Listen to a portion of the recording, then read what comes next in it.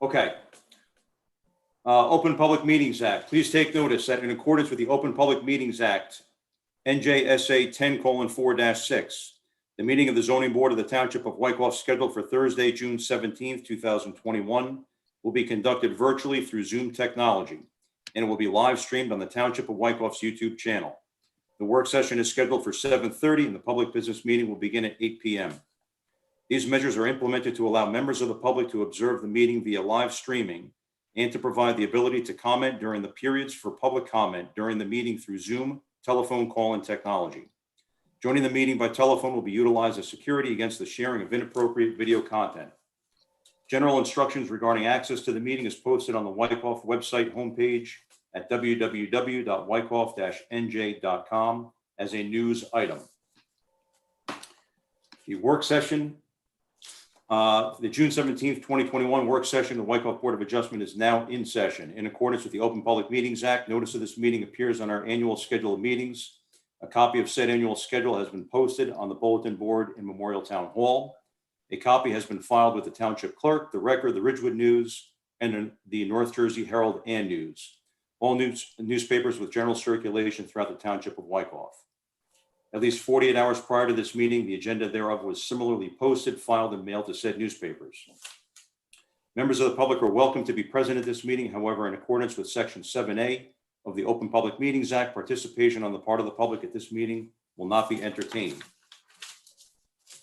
All applicants are hereby reminded that your application, if approved, may be subject to the terms, conditions, and payment of the Affordable Housing Development Fee requirements of the Township. Information can be obtained from the Code of the Township of Wyckoff, Chapter 113-8, on the Township's website, www.wyckoff-nj.com. This meeting is a judicial proceeding.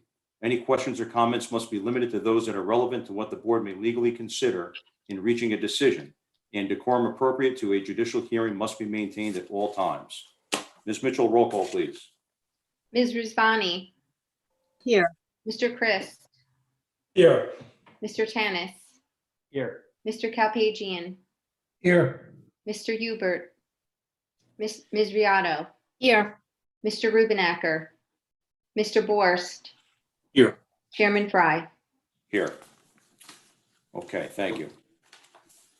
All right, old business, approval of the May 20th, 2021 work session and public meeting minutes.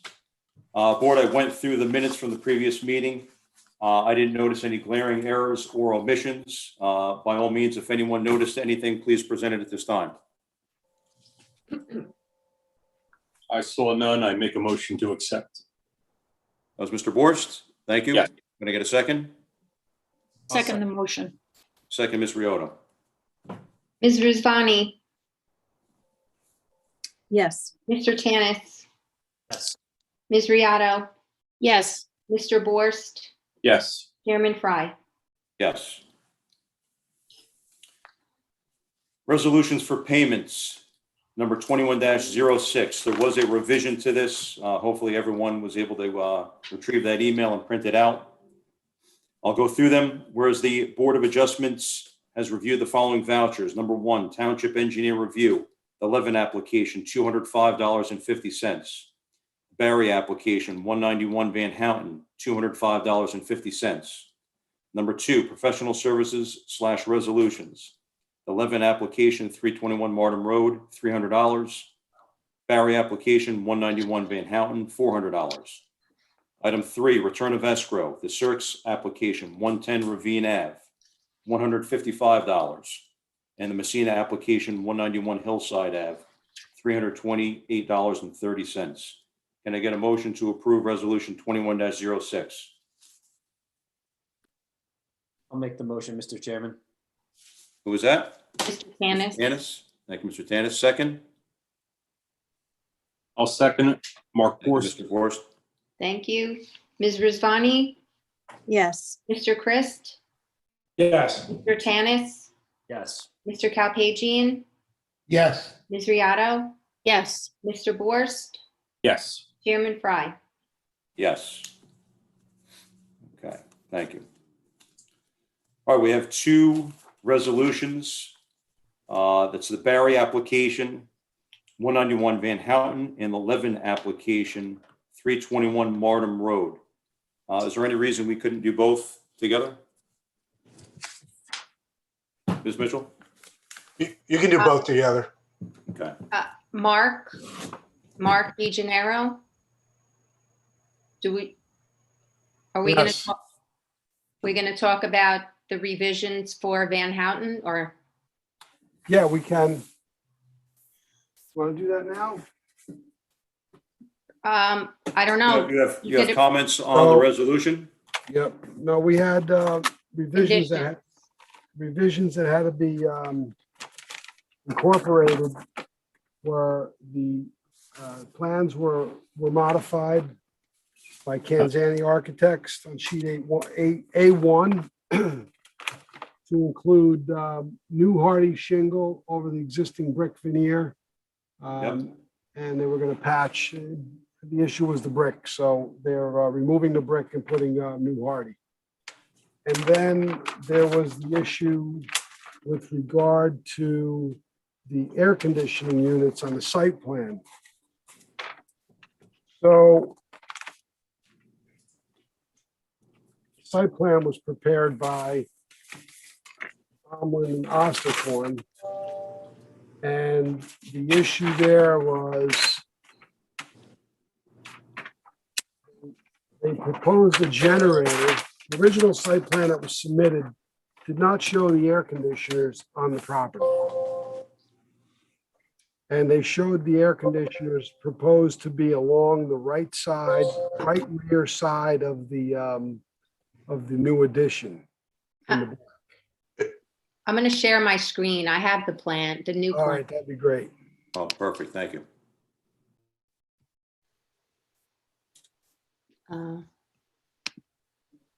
That's the new plan. On the So- right-hand side? Yeah, the right-hand side. The original plan that was submitted last month had the air conditioning units. Maureen, you want to hover over to where the air conditioning units were to the right of the addition? Yes. That's good. Leave that like that. That's fine. Okay. Is it too small? No. Okay. So yeah, Go go to ahead. the right. Go to the proposed plot plan. There you go. So you'll see Maureen hovering over the area there. The air conditioners were shown there without a generator. The discussion was that they wanted to add a generator and they proposed the generator to be located right there.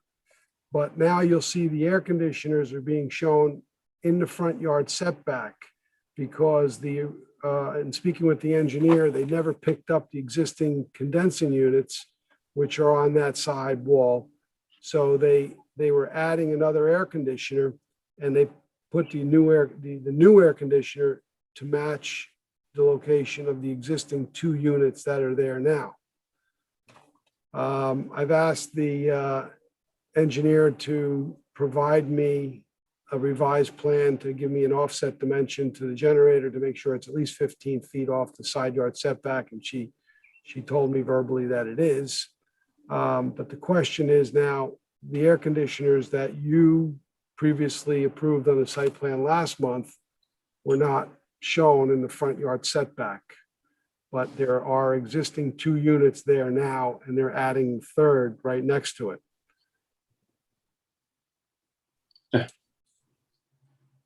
So I'm not sure how you want to handle this. We've had applications where we've denied the front yard air conditioner units and actually made people move them into the backyard. Right. And each application has to stand on its own merit, right? So, Yeah. so I think what you really need to look at here, and if the board is, the existing units are there. The grading is such that the street elevation of Demarest Ave is much higher than the elevation of the property surrounding the house. There's a large wall of evergreen arborvitae along the street side. So it's adequately screened and not visible from the front view.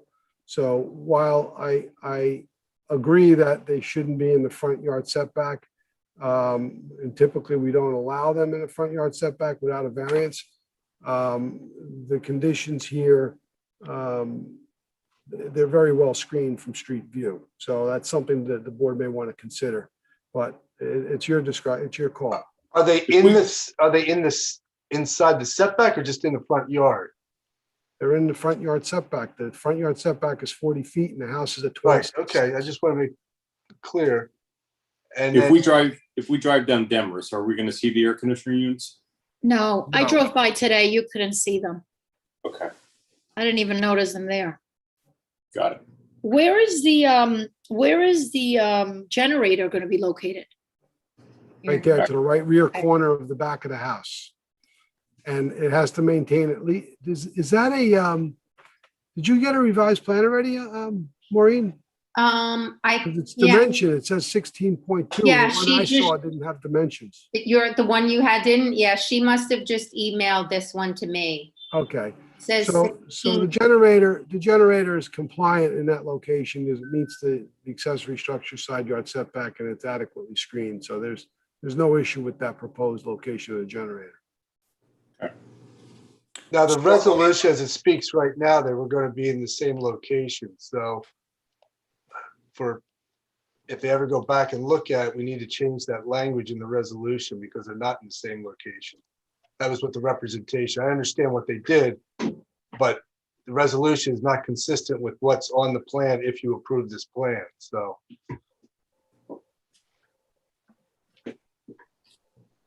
So, Mr. DeGenero, was there Yes. any other reason other than the replacing in kind, those units on the left, why where they had proposed in the rear could not be done?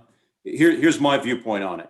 I know we don't necessarily talk setting precedent here. We have had some in the past. This one may make a little more sense because it's screened. But in this case, there's a lot of construction going on this property. It is not an issue for them to relocate that and have to run the condensate line to the back. Plus, they're doing the generator in the back, so they're already doing gas lines and power out there, which is also pretty significant. So my personal opinion would be they should be placed where they were approved to be placed. That's fine. We can make them do that. We'll have the existing ones moved there as well. Yep, So we'll leave the resolution. I would leave it, somewhat flexible as long as it's behind the house in that corner between the new addition and the existing structure someplace in Right. there. yep, And if they wanted to push it closer to the generator, that would be fine too. that's but fine. I think we can suggest that and have them move it to the right rear corner and avoid a delay with the resolution. Great. I think that's a good plan. Board, are you okay with that? Yes. Okay. Was there anything else? Nothing else on that one. Okay. And you had nothing on the resolution for Martin Road, right? That was very small. I think that was just an overhang.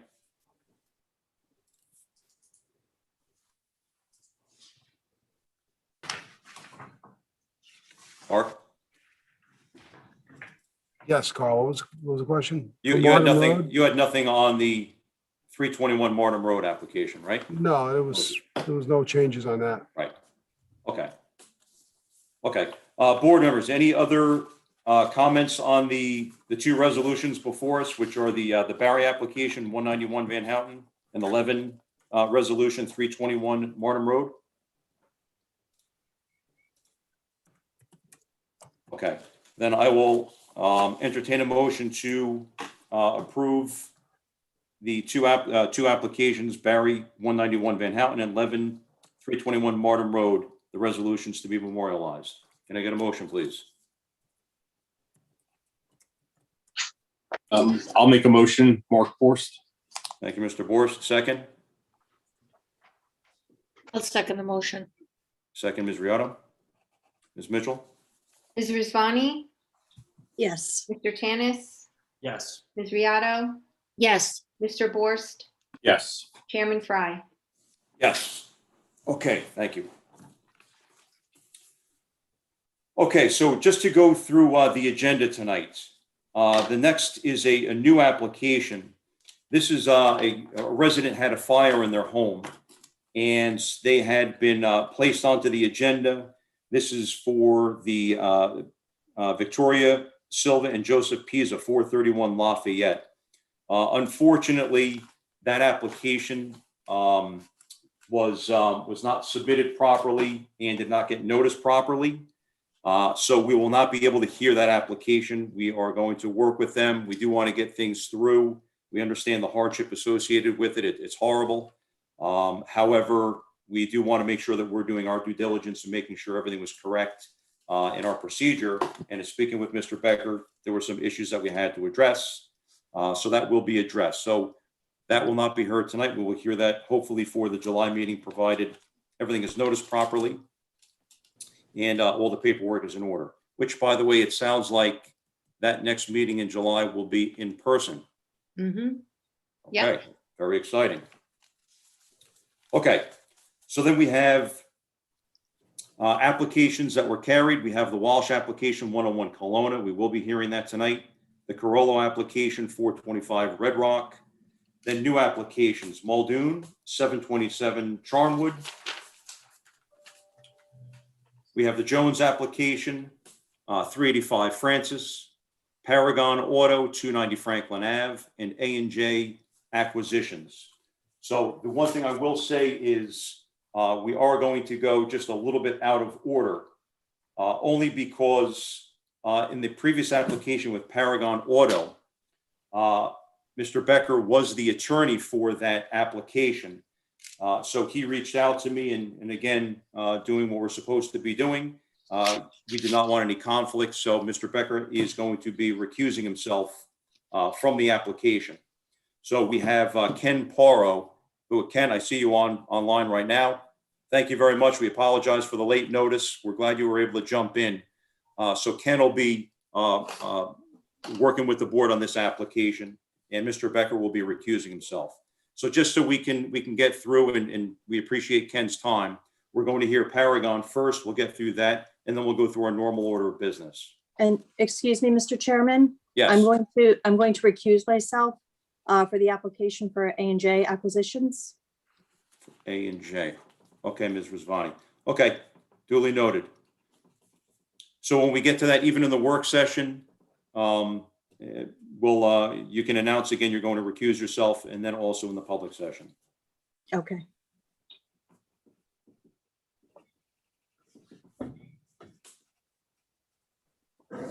Okay. All right, so let's get right into them. Again, we'll start off with Paragon. We'll keep that same order.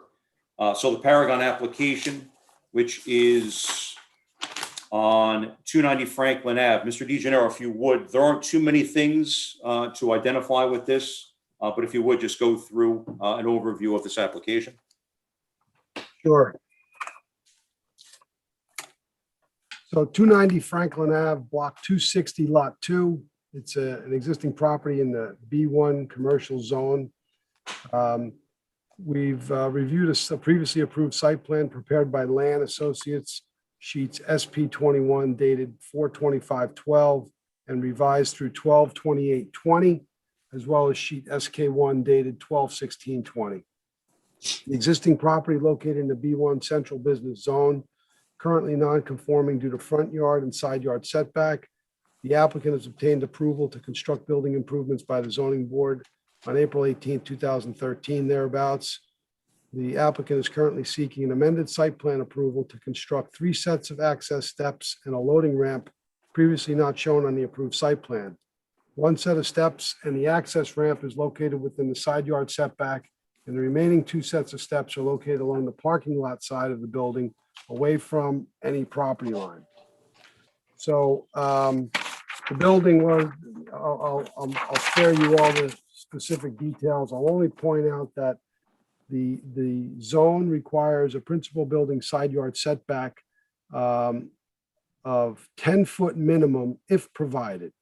And no side yard is required if the adjacent property is also in a business zone. They did provide a side yard setback. It's just slightly shy of 10 feet. It's 9.4 feet, and a variance was issued for that. And now the existing steps and the ramp on that one side between the property and the gas station will encroach further into that setback. And we'll get specific testimony as to exactly what that dimension is. Okay, so it's a couple of access stairs to get into the structure itself, and then also a ramp. And I see there's maybe a roll-up door, so they need the ramp to be able to bring equipment up and into the building. So we'll get some testimony as to what exactly they're using that for and the purpose of it. Okay, so my only other comments to this, I was part of the original application. I think a couple board members were, I believe maybe Mr. Boris, Mr. Hubert. And there was a lot of dialogue back then. There was a spray booth, and then they enclosed the spray booth, and they kind of did it in phases, which seemed to take a long time. Understandably, it was a pretty good sized undertaking. But just for the board's edification, there were a lot of concerns from the board at the time about the landscaping, the appearance. How was the business going to grow? Were we going to see all sorts of cars all over the place? Were we going to see cars parked all over the place? How are they going to handle that? How are they going to handle the lighting? So there was definitely some back and forth, and then a finalized landscape plan by Jacobson was submitted. And as part of that, we had requested some buffering, some screening across the front to clean it up. And then we didn't want to see a lot of the cars that were in for damage in the front. And the agreement was, well, we're going to keep the finished cars up front and the customers' cars when they're ready, so we don't have a bunch of eyesores sitting out front. Then behind that area is where we would see more of the other vehicles that were in for the servicing. So we had discussed having a separate island with some more landscaping just to kind of have some screening from the street and then some screening along the side as well for the neighbors. So the one thing that I do want to ask the applicant, I'm not sure where they stand with construction, to be honest. I don't know if they have a CO yet, or they were issued a TCO perhaps, and they're still planning on doing this. I'm not quite sure. But I know that as of just the other day when I drove past, it does for some reason strike a chord that it was never done. So I would just like to get some testimony, what their plans are, why they haven't done it. Maybe there is an underlying factor why they haven't. However, that application, I believe the resolution was memorialized in 2013. So I would certainly think there's been ample time. And in a lot of cases on a residential level, prior to issuing final COs, Mr. DeGennaro, as he loves these landscape plans and is becoming an expert, goes out and he has to look at the species of plants, the quantities, to make sure that they've installed what they said they were going to install and what the board approved them to install, which is a challenge. And in this case, it doesn't look like that's happened. And I don't know that we've had any discussion with the town. And I don't know that we'll have that answer with us tonight. So we'll kind of lean on the applicant to see what they've done and the status of it. But for me personally, in being a good neighbor, and they definitely testified that they were looking to be a good neighbor and take care of things, and we certainly take people on their word. The fact that this was not done, I would like an explanation as to why it was not. And in my opinion, in order to have any approval on things, there will certainly be contingencies that what they committed to previously and had approved previously must be entertained, must be completed. I think that's a good avenue to approach. We don't want to have people come back thinking, hey, you know what, do whatever you want with the board. They never check it anyway. That isn't how we work. We do rely a lot on the town to go out and have to police this. It's a necessary evil, unfortunately. But the board makes certain decisions based on the applicant that's in front of them and the application that's in front of them. And we do expect those things to be completed. So those are my comments on that. Other than that, we'll get some testimony, like I said, on what the access is for, what they're looking to do. But listen, it is a usable structure. They need means to get in and out. So I'm sure it'll be a pretty simple explanation. Any other questions or comments on this application, board?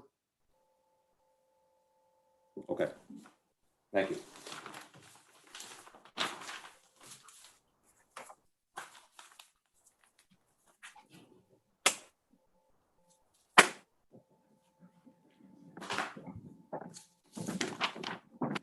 Okay, next application is the Walsh application, 101 Kelowna Street. That's block 268, lot 11.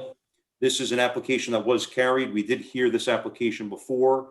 if I remember correctly, this was a pretty aggressive application, what they were proposing to do.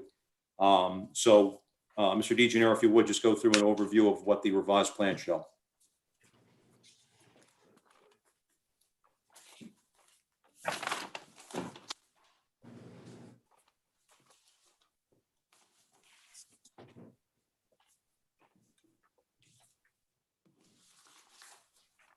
Bear with me.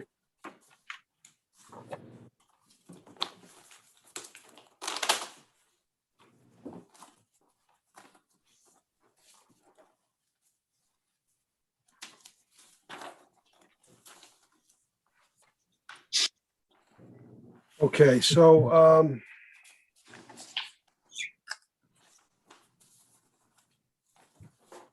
just trying to get to the summary.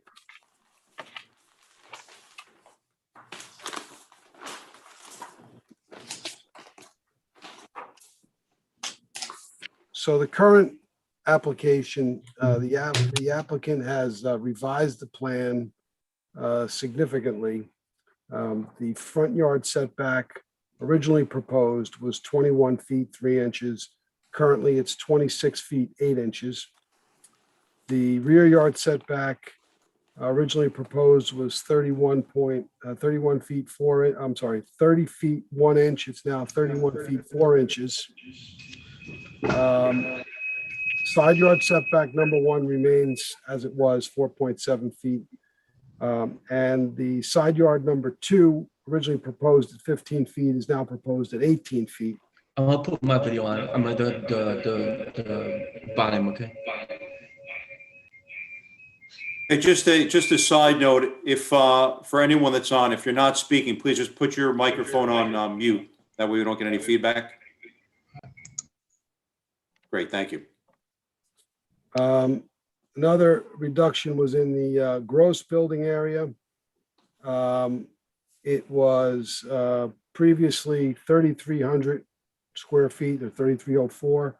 The current gross building area is 2,698. So it's just under the 2,700 square foot.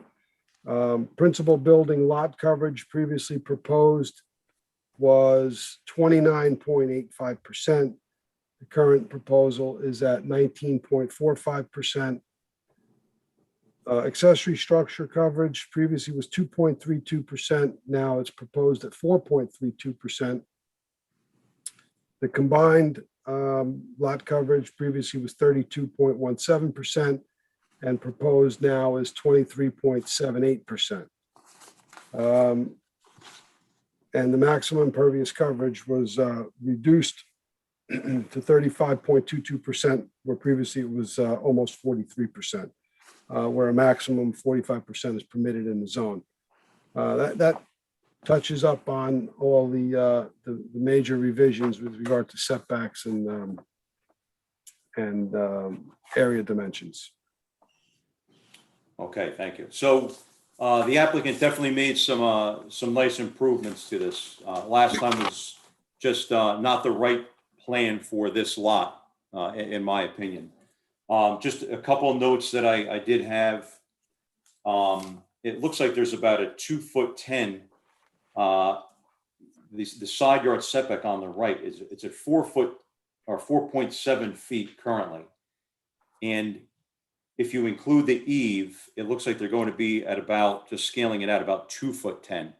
So one of the concerns I have, and I don't know if the board has any concerns as well, whenever you're that close, and we understand you're not looking to pick the house up and shift it over, although there have been applications that have done that and it's been very successful.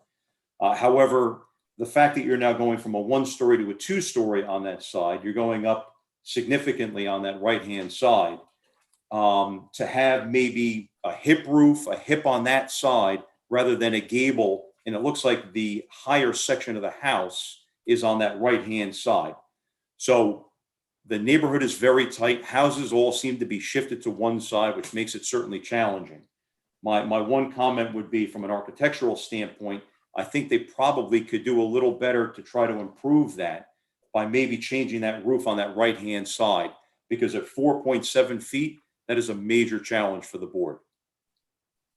I do like the fact that they've scaled a lot of it back. The whole front porch, it's now just a portico, much more in line. The garage is now, it's a single, or so it appears. It's not ideal, but they are actually removing a nonconformity by having the garage proposed, which is nice. The deck in the back was all covered before, I believe, if I'm not mistaken. So now we have a good portion of it that's open. And then it looks like there is it's open deck with trellis or pergola style, which is nice. My only comment on that, and it's another way to perhaps improve with the accessory structure with the setback, that right now is 7 feet off the property line. And Mr. DeGennaro, correct me if I'm wrong, it's 10 feet for side yard on the accessory structure? Yes, it is. Okay. So if they took 3 feet off of that, which I think is something they could certainly achieve, they would be able to eliminate that nonconformity because they would put the accessory structure at 10 foot. And I think they can shift some things around. They have decent square footage back there. So that might be something that we should entertain. Board, I'll open it up to anyone else if you had any other comments or questions about this application.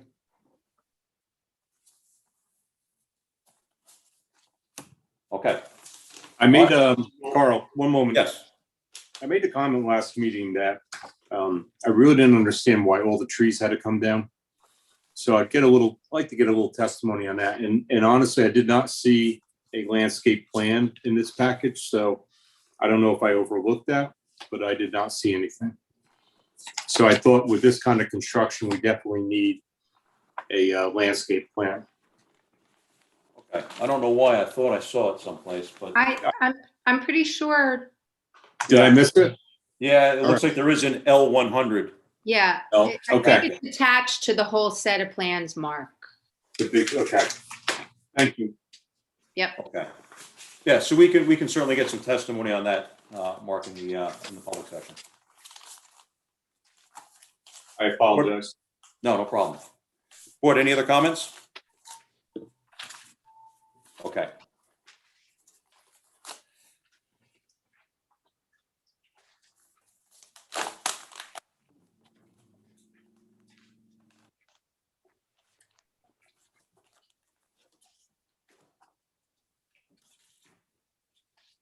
Okay, the next application is also a carried application. It's the Carollo application, 425 Red Rock Road. This is a pool in the rear of the property. So they've revised their plan as well. I'm going to recuse myself for this one.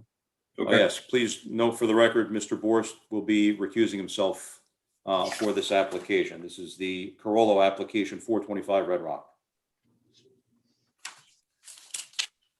Mr. DeGennaro? Yes. So again, this is, they reworked the site plan to accommodate the swimming pool and address the comments and the concerns of the board last month, which were predominantly focused around the setback and the location of the fence on top of the wall and the existing screening and evergreens.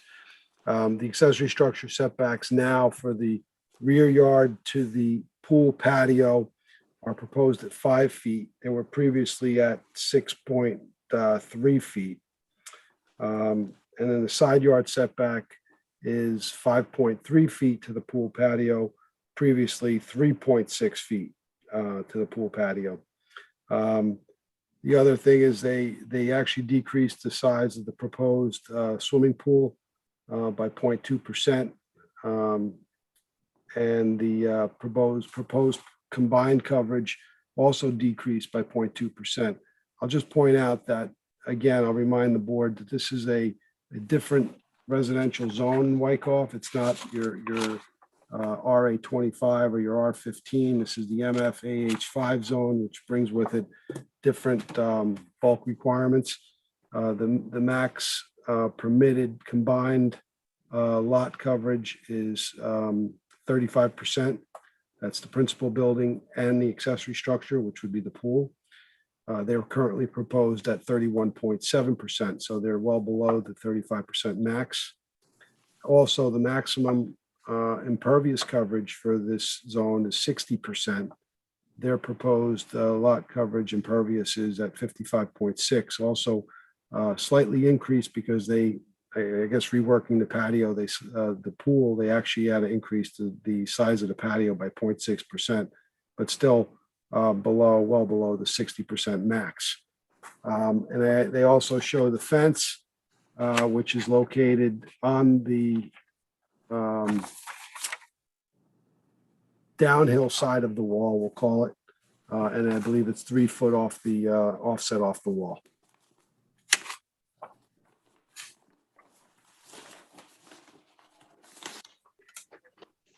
That's all I have. That's all you have? Okay.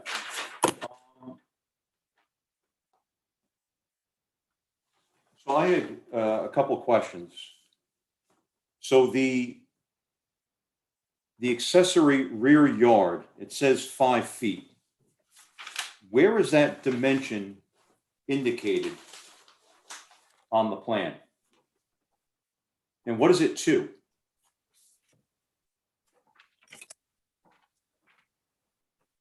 I would think it's to the pavers, right?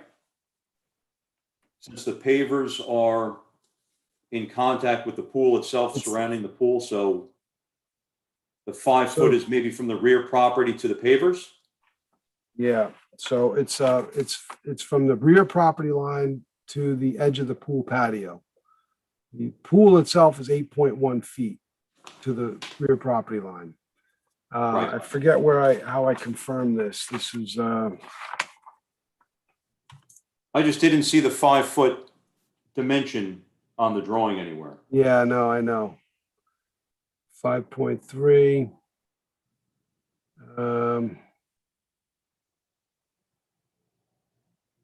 I believe I scaled it. Okay. Okay. So my other comments, board, if you remember, they were contemplating the wall. There's a wall across that back, that retaining wall, and the fence may be going up on the top of that wall. So we had a lot of discussion, and it looks like they determined that they could not put it up on that wall. So now between the retaining wall and the pool, there is a stone bed a couple feet wide, and then the fence. So there's a little bit of a gap that will be on the back side of that fence between the wall, if I'm interpreting this correctly. So that's one change that was made, and I think we just wanted some clarification on that, and I'm sure the applicant will provide a little more testimony on that as to how that came about. So that was just one thing that I just wanted to kind of point out. It looks like the pool dimensions did change a little bit. Maybe they scaled it back slightly. I would like them to just identify, just for the record, what will be grass, because there is a lot of pavers and hardscapes in the back. I think I understand on the plan what will be pavers and what will not. I just want to get some clarification as to what will be grass, what the expectation will be at the end. And then one other small thing, which was a question I had last time. I wasn't understanding how they were going to tie the elevation of the pool, where the pool elevation would be with respect to the house. And would you see a reveal, because there's a slope coming from that wall down to the house. And it looks like they've chosen to actually set the elevation of the pool lower, so there's a little reveal across the back instead of across the front, because it looks like it's all 322. And if you look right against the back of the house, it's also 322. So the pool elevation is the same pretty much as right off the back of the house. Just a simple point. That's all I had. Board, any other questions or comments? I think my confusion is I see property fence along the wall. And then I see the rock bed that they're gonna put on it. Yes. So I actually highlighted that as well, where it says topsoil stockpile, sediment fence around the perimeter of that box. Right below that, it says proposed fence along wall. Right. I actually highlighted it, but I forgot to note it. Thank you. Yeah. So just a question, is that another fence right up against the wall? I don't know why that would even be. Maybe it just was something that did not get removed when they revised the plan. Yeah, that was my confusion, if there were gonna be two fences, one there and then another one after the proposed stone area. Right. No, that's a good point. We'll get some testimony on that. Anything else? Okay. Move on.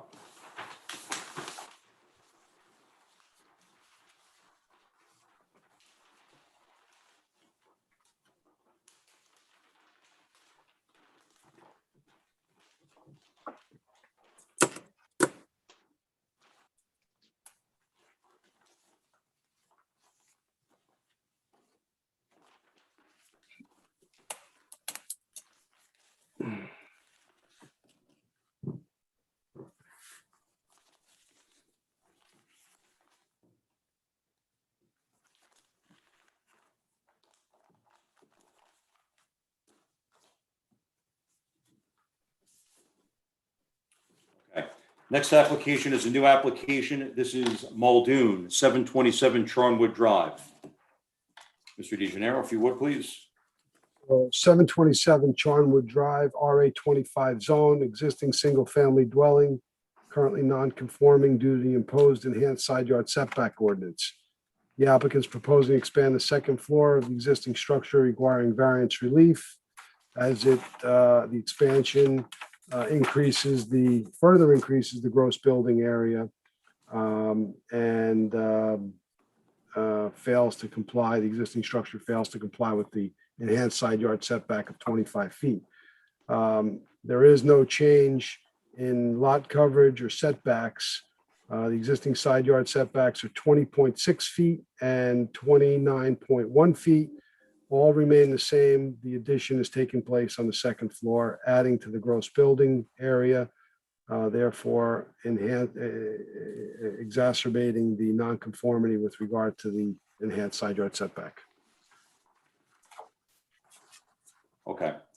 So no further expansion, none of the other dimensions change because the addition is on the second floor, Correct. but it's triggering the enhanced side yard setback. Right. Okay, it's pretty cut and dry. Board, any questions on this one? If not, we'll move right into the next application. I was surprised there was no landscape plan. I mean, they're redoing the whole facade of the house. And again, unless I missed it, I was surprised there wasn't anything in there. I don't believe I saw one in this application. Okay. Oh, that's a good point. So we'll get some testimony as to the extent of construction and why they did not, they didn't submit any type of waiver that I see either. Yeah. Okay. All right, so we'll mark that down. Thank you, Mr. Borst. Anything else? Okay.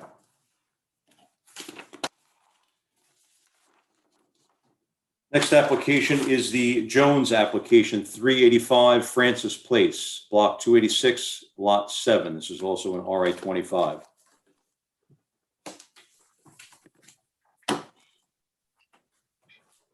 Francis Place. Just bear with me.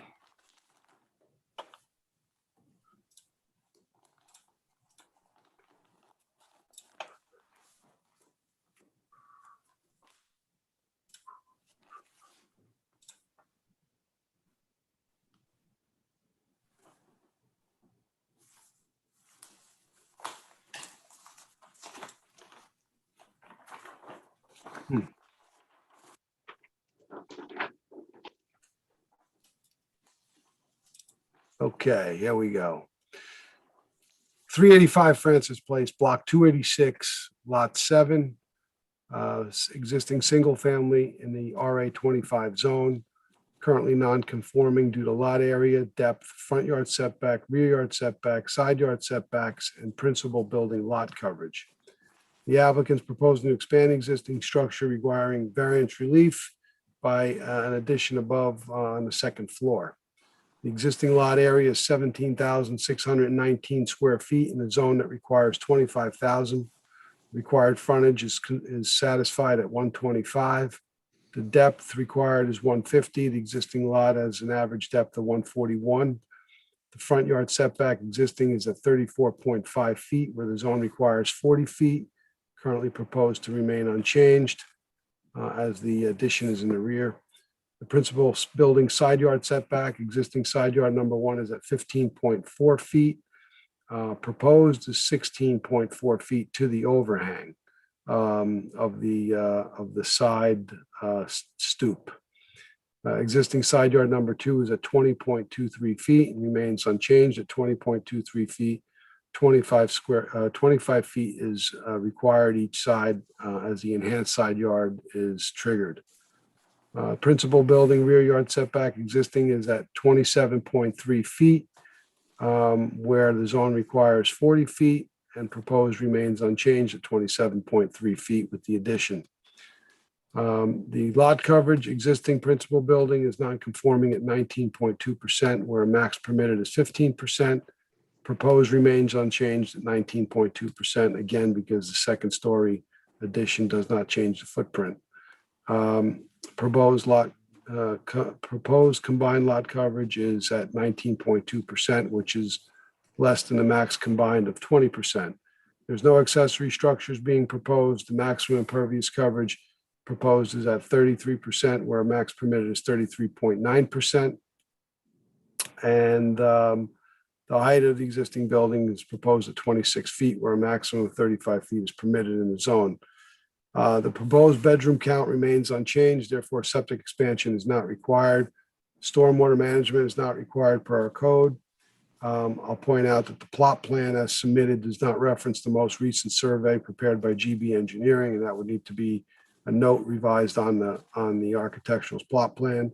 And the zoning application, page 1, must be properly completed and resubmitted to identify the issues that were deficient under the first review. That's all I have. Okay. So this is an addition over an existing structure off the back, over the garage, I suppose. And with the addition, they are going to be 4,300 square feet gross building area, triggering the enhanced side yard setback. So the two items they're seeking relief for: the rear yard, which is going to remain 27.3. Then we have the side yard, which is 15.4. It's to the new construction will be 19 feet where 25 feet is required. And then the side yard number 2, which there's no work being done that I can tell, is going to remain at 20.23 where they have to be at 25. So that actually that box has to be checked. Okay. All right, rather small addition, but with the enhanced side yard setback, it's something that we have to address and get some testimony on. Board, any questions on this application? The only other comment I do have, and I think Mr. DeGener was kind of alluding to it, there is some history on this. So in the packets, you should see the history of a couple of previous variance applications. One from 1987 and then another one from 2003. And I think we just have to get some testimony because the principal building between all three of them, they don't really tie. In 1987, it looks like the addition proposed and approved brought the resulting principal building lot coverage to 18.3. And then there was some verbiage in there: no further accessory will be allowed for the property. Then in 2003, it looks like the principal building lot coverage was 16.75. So something might have been done. Maybe something was removed. I'm not quite sure, to get to from the 18.3 to the 16.75 for principal. But here, and I just want to get some testimony on this, the principal is shown at 19.2. So hopefully the applicant will have some insight, because it's tough to understand where we are, which one is accurate, when all three are different. So maybe there's some history they can shed some light on us for. That's all I had. Board, anything else? Okay. All right, the last application is A&J Acquisitions, 540 Helena, block 314, lot 72, also an RA 25. And just note for the record, Ms. Rizvani is going to be recusing herself from this application. Mr. DeGenero, if you would, there was some history on this one as well. This lot came before us before with a different application proposed, which never came to fruition. So if you could just maybe remind everyone what that was about, or for anyone that wasn't part of the board at the time, just refresh their memory and then go through what this application is seeking. Okay, so this is 540 Helena Avenue, block 314, lot 72. It is an existing single-family dwelling located in the RA 25 zone, currently non-conforming due to lot frontage. The applicant's proposing to demolish the existing functionally obsolete dwelling and construct a new single-family home requiring variance relief for lot width deficiency.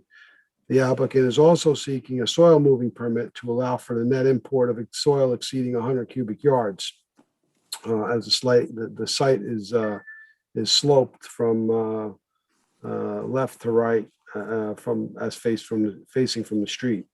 The existing lot area is 40,308 square feet, where zone requires 25,000 square feet minimum. The required frontage is 125. The existing lot only provides 120, deficiency of 5 feet. The depth of the lot required is 150. The lot is 322 feet in depth. Front yard setback existing is at 85.1 feet. The proposed structure is at 91 feet, where a minimum of 40 is required. Existing side yard number 1 is currently at 21.8 feet. Proposed is at 30 feet. Side yard number 2 is at 57 feet. Proposed is at 25 feet. Required minimum for each side under enhanced side yard setback is 25 foot. Principal building rear yard setback is 215 feet existing. Proposed is 192 feet. Required minimum is 40. Existing lot coverage, existing principal building lot coverage is 2.4%. Proposed goes to 7.3%. Max permitted is 15%. Accessory lot coverage is at 0.4% existing. Proposed goes to 0. The maximum combined lot coverage permitted is 20%, and the proposed dwelling will be at 7.3%. Height of the structure existing is less than 35 feet. The proposed principal building is going to be at 32 feet and 2.5 stories, where a maximum of 35 feet and 2.5 stories is permitted. Impervious lot coverage proposed is at 15.2%, which is less than the maximum allowable of 28.5. The property will be served by a new 5-bedroom septic, which has been previously approved, and the stormwater management requirements have been satisfied. So again, the other component to this is that our ordinance requires a board approval for a soil moving permit for any application that proposes to move in excess of 100 cubic yards of soil from a site or onto a site. The applicant's proposing to regrade the property by utilizing the on-site soils, as well as importing 450 cubic yards of soil. The plan must include a note. Never mind. That doesn't apply here. But they did make provisions to obtain soil erosion control. And also, we would just recommend that any soil that's coming into the site has to be provided with a manifest to make sure that the material is clean and compliant with the residential direct contact soil remediation standards of the state.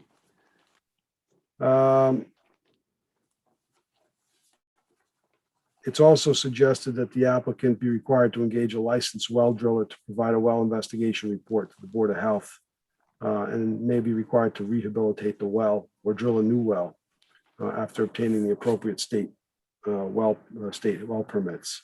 And then all permits for wells have to be filed by the well driller with the Board of Health. There is no municipal water provided by Ridgewood Water in this district. I don't know that there ever will be, but at the moment, there is no potable water in the street that could potentially serve this property. That's all I have. Okay, so it's a large lot, oversized, deficient frontage at 120 instead of 125. Complete tear down. I'm sure everyone had a chance to drive past the house. This lot came before us before with a completely different proposal. Different, I guess, different owner at the time, builder, developer, whatever it was. And this is probably a little nicer. I think the board was challenged last time. They were trying to make it so the side entry to the garage, if I remember correctly, was on the right, and that's where that slope goes. So you had a lot more surface exposure on that right side and around the back of the house. And then they had a walkout out of the back, making it a 3-story. This application does not propose that. It's much more condensed and rather simple. Side load on the left-hand side. So what's non-conforming is the lot frontage is a little undersized, in a nutshell. Board, any questions or comments on this application? Okay. I know I sound like a broken record again, but Landscape plan? that, and I was just shocked at how many trees are coming down. That was just the landscape plan definitely does not support. So I think we need to revisit that one. Yeah, I think I did see one in here. Yeah, Yeah. there is. I had the same concern, Mr. Chairman. There's a current view of the trees and then what they're proposing. I don't know if if it qualifies as a full landscape plan. I just had some questions on concerns on the replacement of some of those large shade trees. I know some of them do have to come down. One's butt up against the house. Yeah. And the only other concern really with that is with the grade of the property and the regrading. It looks like, if I'm not mistaken, they're going right up to 35 feet on the button in height. Did I see that correctly, or am I off? Proposed principle 32. Okay, never mind then. Only concerned about the trees. Okay. Yeah, we'll get some testimony on that. I did notice that a lot as well. It's a lot are coming out. We just want to get clarification. What are they looking to propose as well? Okay. All right. So this application, look, I don't know how far we're going to get. I apologize. We got a little bit of a late start. We'll try to get through as many as we can because we'll probably have heavy agendas now that things are opening up and people are doing more work. So we'll get through as many of these as we possibly can, just for those that are listening from the public. All right. So anything else that you guys want to discuss while we're still in the work session? Okay. Can I get a motion to close the work session? Motion to close the work section. All in favor? Aye. Aye. All right. So move. All right. Let's take a 5-minute recess and then we'll come back. We'll jump right into the public session.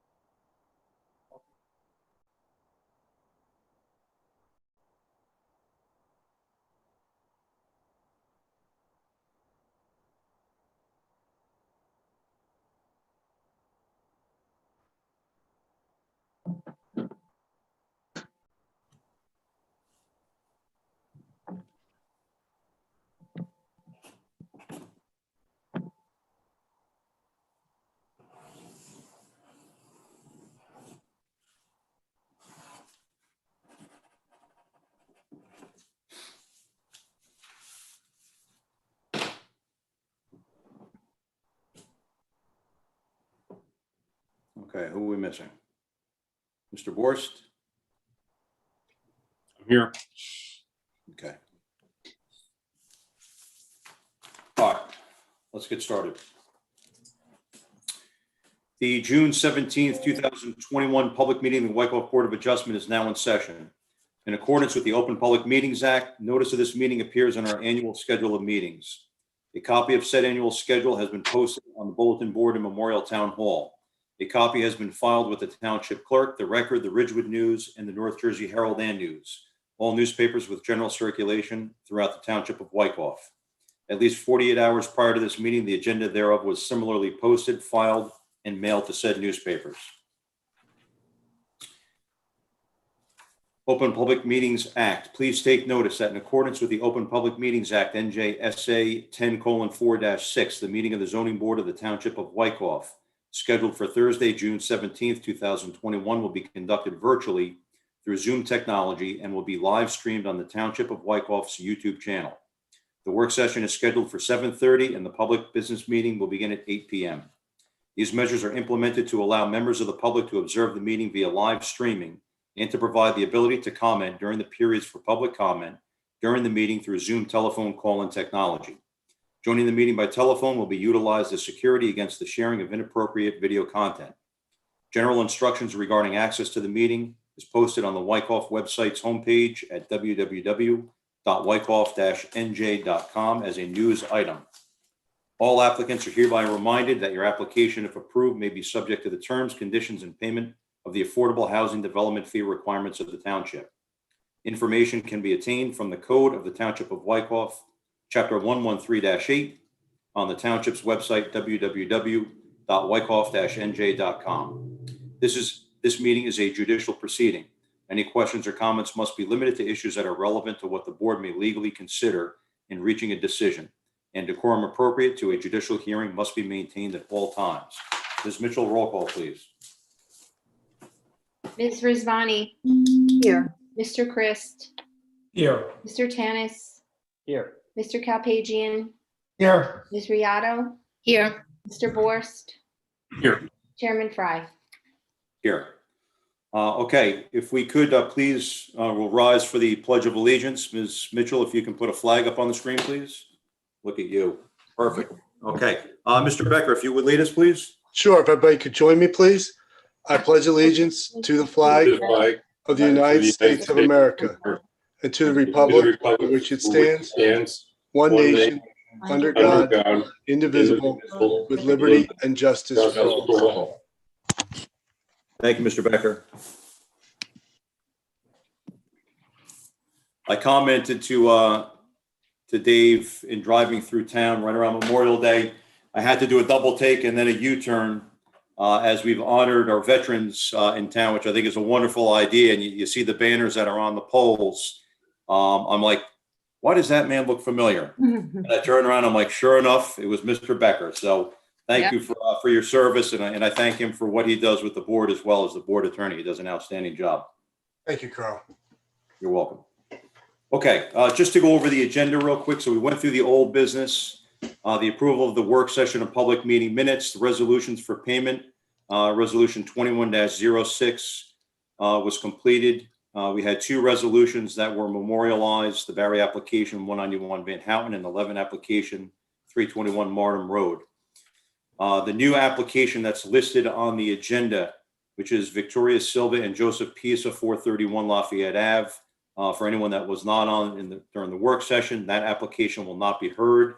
There was a noticing issue, so hopefully all their paperwork will be in order and that will be noticed properly, and we'll be able to hear them for the July meeting. So that application 431 Lafayette will not be heard.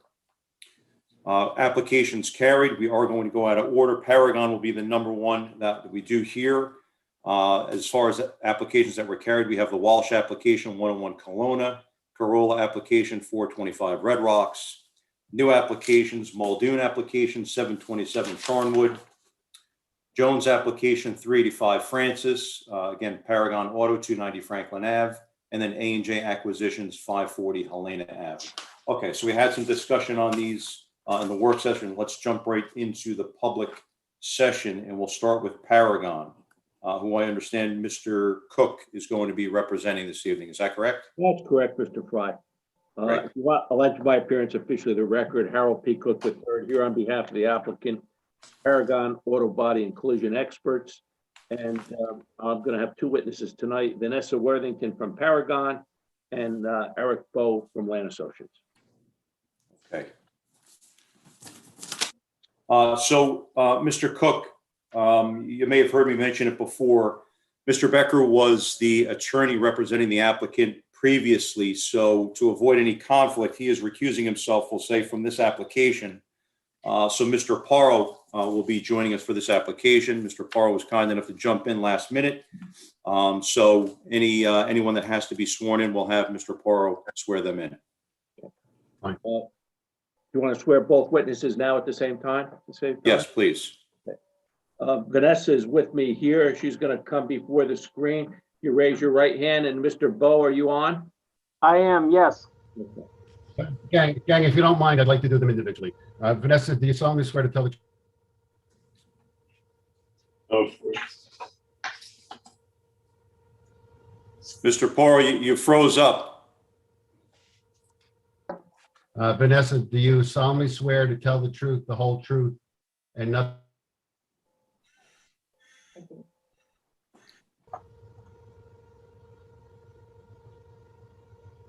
Ken, unfortunately, we still can't hear you. You came back for a little bit, but then you cut back out. And now your screen is frozen. Let's try again. Let's try one more time. Okay. Vanessa, do you solemnly swear to tell the truth, the whole truth, and nothing but the truth, so help you God? I do. Okay, and we have also the engineer, Eric. Eric, can you state your name for the record? Eric Bowe with Land Associates. That's ERIKBOE. You solemnly swear to tell the truth, the whole truth, and nothing but the truth, so help you God? I do. Great, thank you very much. Okay, Mr. Cook. All right. I've listened to the work session. This is an application to permit the construction of building access stairs and a loading ramp within a minimum side yard building setback. Unfortunately, it was overlooked in the original plans. When they did a foundation location survey, the building department came out to do the inspection. This is when it was determined, back in January. So it kind of brought a halt to things. I have Vanessa Worthington here, who is president of Paragon, operates the business, is aware of what's going on with the construction, and she can give the board the background as to what happened, and also give testimony as to the prior approval and the state of the landscaping, the parking, and what has to be done, and the board's concerns as to the locations of automobiles and so forth. So Okay. without any further ado, Vanessa, if you could give the board a little historical background as to how we got here tonight, what happened with the why the stairs weren't included. How are you? So basically, just to keep things short and brief, these plans, as you know, were approved a few years ago, and there was verbal discussion, of what we're coming before you right now for the ramp. But unfortunately, I guess not printed on the plan. I know my father, went before you guys, and like you said, there was the roll up doors and discussions, but when it came time to install this, which I know are many years later, just due to problems on, that were unrelated, just as to the construction of the building that took so long and everything like that. We just came about it recently in January. So, and when we called for the inspection, it was noticed that it wasn't on the plans, and because of the footings, we had to go before the board to get approval on it. So Right. here we are. Can you tell the board the purpose of the access ramp? It's basically a loading dock for parts to have easy access into the new extension of the building. We are going to have them, the trucks on that side of the building, so they don't have to come near any of the finished cars or where the customers will be pulling in on the other side. It would just ease traffic and ease, delivery, and have faster, I guess, in and out for delivery trucks. And as far as the access stairs, can you tell the board what parts of the building that those stairs are going to access? Okay, well, right, but on the side of the building where the ramp is, there's an access, southwest side, there's, it goes the ramp, and then behind that would be an access stairs, just to, it's the painting department of the new building. And on the other side of the building, there's just 2 other access stairs that also go to the same extension of the building, just into an open lot, open area of our new addition. Mr. Fry, during the work session, indicated that certain representations were made at the last hearing when the approvals were granted relative to landscaping and relative to the location of damaged vehicles as well as finished vehicles. Can you tell Mr. Fry what your intentions are relative to the landscaping that you had promised and why it hasn't been done to date? Sure, yeah. As far as landscaping goes, I mean, that's been on the plans and it always has been, to be installed as well. It was my father's idea from the get-go. He's, all for curbside and appeal and everything like that. Basically, it came to a stop and hasn't been done yet because the same person who is installing the ramp is also our landscaper and doing the other side of the lot as well, including the island and the landscaping. The company itself is actually Greenscape Landscaping and Contractor. So he does it all. So he basically is waiting until this approval to come back and just finish it all at once, which would include that island and also the landscaping to go with it. If the board were to grant the approval sought tonight, what's your timeframe expectations as to completing this? He's our landscaper and contractor is ready to go, so he will be, back on site within the next week or so. And I think he works very fast. He's one of the best, contractors that we've dealt with. So I only see maybe 2 weeks, 2 to 3 weeks for completion of the ramp and the other side of the island and a lot as well. All right. When the exterior landscaping and island are completed, what's your intention as to the parking of vehicles along Franklin Avenue? Finished cars will be onto the side of the island that's closest to the street, and vehicles that are being worked on will be on the other side that will be covered from the landscaping and not seen to the passing eye. As far as the disarray that's gone on at site now, has that been exacerbated by the construction as well as trying to run the business at the same time? Yeah. Do you have anything else that you want to tell the board? No, I mean, any questions? Okay.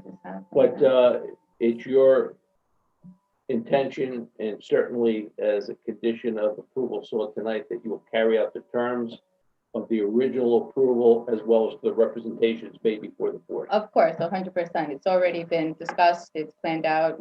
Like back in January, we've already mapped out where the island goes. It was in the works already, and it just came to a halt. All right. I have no further questions of the applicant. Mr. Farr, or any of the members of the board does. Yeah, so Ms. Worthington, just a couple of questions. So the loading dock that's proposed, so on the right-hand side, it's a very narrow corridor that goes between the structure and the fence to the service station. So are there going to be trucks parked back there on a regular basis? No, it's not going to be. It's not going to be parked. You can fit two trucks there, basically side by side. They won't be going all the way back. They basically come, right in where you can park. You can load right there, and then they will be able to basically walk and then access the ramp and roll up any, heavy or bigger parts, and it will be an easier access for them. And no, they won't be parked there. It's just like a loading dock, in and out, easy access. It won't, we put it on that side so they won't have to worry about finished cars or customers on the other side of the lot who will be pulling in for regular service or, coming in for estimates or anything like that, to keep that separate. Okay, that does make sense. So it's more for your vendor deliveries for product and material to you, not for you have box vans or vans. You're not looking to store them on that right-hand side. We don't have vans that need to be stored, or anything like that. No, it'll be in and out deliveries that we're taking, tops 10 minutes. Okay. Very quick. And the locations that you're proposing the stairs, are there doors into the structure now? Yes. And what is it, just a high step to get in because you don't have steps? 2 steps, yeah, I believe each, yeah, about 4 feet in the back, yeah, but it's 2 steps on each stairs, I believe, on each access to 3 doors, and then we have the roll-up door where the ramp meets. Okay. And you said the time frame to complete was roughly 2 to 3 weeks. The same company that's doing the ramps and the stairs will be doing the landscaping. I guess all the curbing. Yes, correct. So right now, do you have, and my only comment, and I hope I don't come across as being rude. We're 8 years into this from when it was approved and the landscaping was not done. And I see you smiling, which is good. I don't mean this to be mean in any way, shape, or form. But it's like a slap in the face that the one thing the board was extremely concerned about is the aesthetics, because we like to have, nice, people spend a lot of money on the buildings and the other stores. And then you have that. And then at times I see there's garbage on the side, pallets on the side, overgrown grass. And I scratch my head like, we got sold a bill of goods. And I want to know what the reason is behind it. And my other question was, do you have a TCO or a CO? Because that's typically when it's picked up. You don't get a CO until all these things are completed. No. So do you know what the status is now? Do you have a TCO or a CO? No, well, we just got some of the final permits as far as fire and inspection. I laughed because it took 8 years to get this. We've had a number of issues between contractors and walking off the job and finding other people to complete the job or everything like that. So it's not fully operational yet. As far as why the landscaping has taken so long, I guess just it was one of the last things to do on the construction list. And here we are now, the inside and steel and spray booths, erections and everything like that was things that were handled first. And it's, and I guess just in the order of things handled, it was the inside first and then the outside.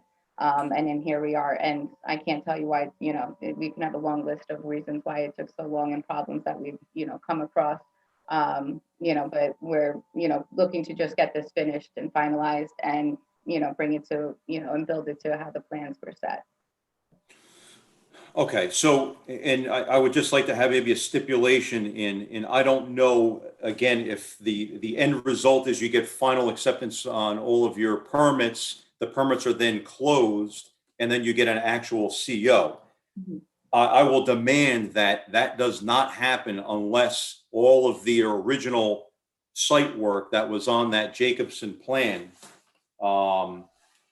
which I think it was, and maybe Mr. Bowe has it from the engineering side. I'm not quite sure. Looks like it was November of 2012. That's the plan, I believe, that was in the final package that was approved. So I would just want that stipulation built in just to make sure that, at the end of the day, you are going to move forward with it. It will be complete in a timely manner, hopefully within 2 weeks, 2 to 3 weeks, once the bulk of the other construction is completed, should it be approved. You don't see any issue with that, right? No problem with that. Okay. All right. So I have one other comment, and I don't mean to take too much time on it or hog the time up. The island in the middle, do you have a copy of that landscape plan? I do. Mr. Bowe, do you have a copy of it? I do have the November of 2000 and what was it? 12. Sorry, 7. Yes, I do have that plan in front of me. If you'd like me to share it, I don't know if that's possible. Ms. Mitchell, can you allow Mr. Bowe to share his screen?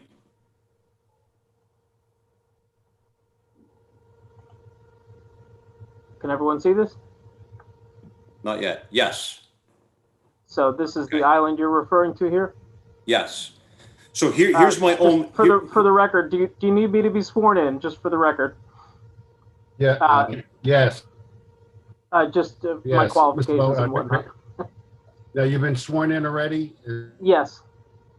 All right, so just, have you been accepted as an expert before this board? I have, in yes. engineering? Okay. Yeah, Mr. Barr, Mr. Bowe is.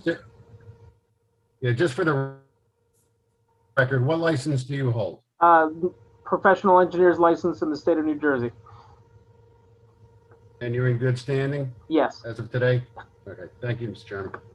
Great. And Mr. Bo has been before the board in the past before. Okay, so here's my comment. We would like to see everything that was here done. And in doing some screenshots, or if you Google Earth and you do a street view, this lot changes very quickly from just a couple cars to a full house of cars. And with this island, it is going to definitely create some restrictions. However, this is what we want to see because it cleans up the front from the back. My only comment is I would just like you to do a little bit of research. And I don't know if any other board, I'll allow any other board member, or we'll get to the public in a minute, to see if anybody has any other concerns. If you see right next to the left-hand side of the spray booth, we had an area kind of hatched out, no parking, fire zone. We did that for a reason, again, because you have some hazardous products in there. We want to be able to, from a fire department standpoint, be able to support any type of fire suppression means possible should you have an event in that structure. And the intent behind it was to be able to get equipment in there so we could hit all the areas in that structure. So with the proposed island coming out that far, I think we should just put a little consideration in, even if you wanted to take a couple feet out of it on the right-hand side, yeah, right there, just so you would definitely have enough room for apparatus to get in. I think this is maybe a good time to do it, and I think it probably makes sense. I'm okay with that. The applicant's fine with that. Okay. So Carl, there was, it looks like about 10 feet beyond this last parking space here. Do you want to say maybe we're gonna take an extra 8 feet off of this, so it still blocks this space, but gives some more room for apparatus? I would say that's probably okay. So that'll give you what? I see a point right there, 24 feet, right? Right. So 24 feet is from the curb to what we had previously shown as the island. Yep. So you want to make it 32 feet? I think that's probably good. That's fine by me. Okay. Board, do you have anyone have any concerns with that? All right. And the theory behind that was that planting is to sort of just disguise whatever's behind. And we understand, listen, people aren't going to you because their cars are in perfect condition. So we just want to make sure that the nice cars are out in front. Let's keep it nice and clean, and then have anything else kept behind. And please, I see there's a manhole that's on the property right now. I don't know where that thing is even going or why it's sitting there. The expectation is keep it clean.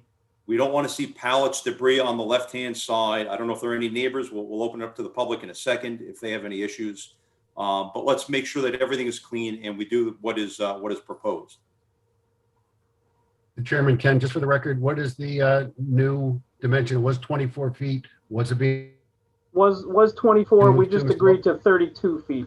32, great. Thank you.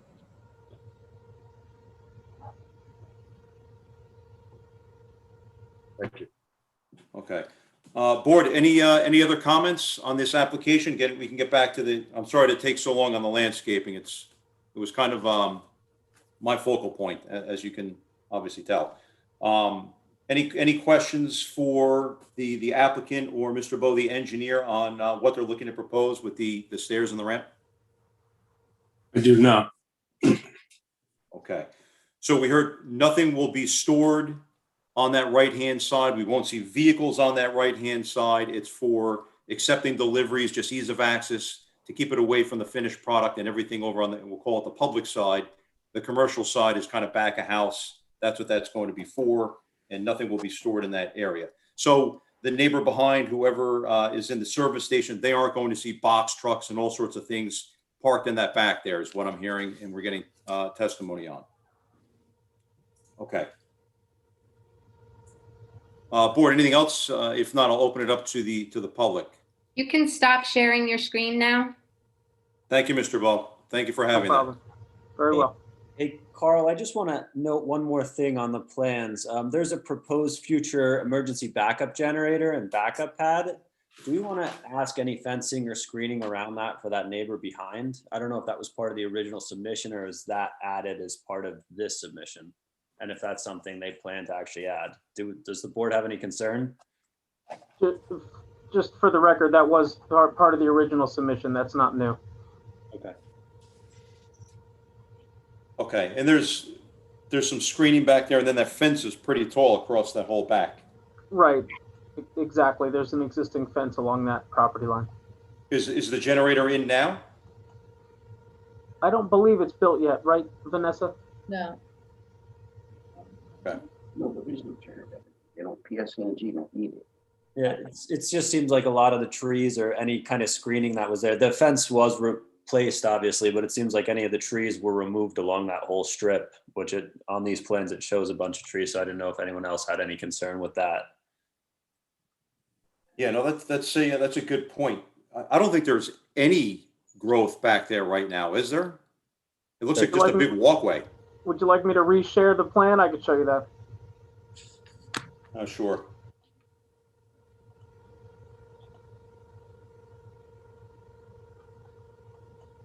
Here's the rear, if you can see it. There wasn't, and these were existing. There was nothing existing or proposed back here. Okay.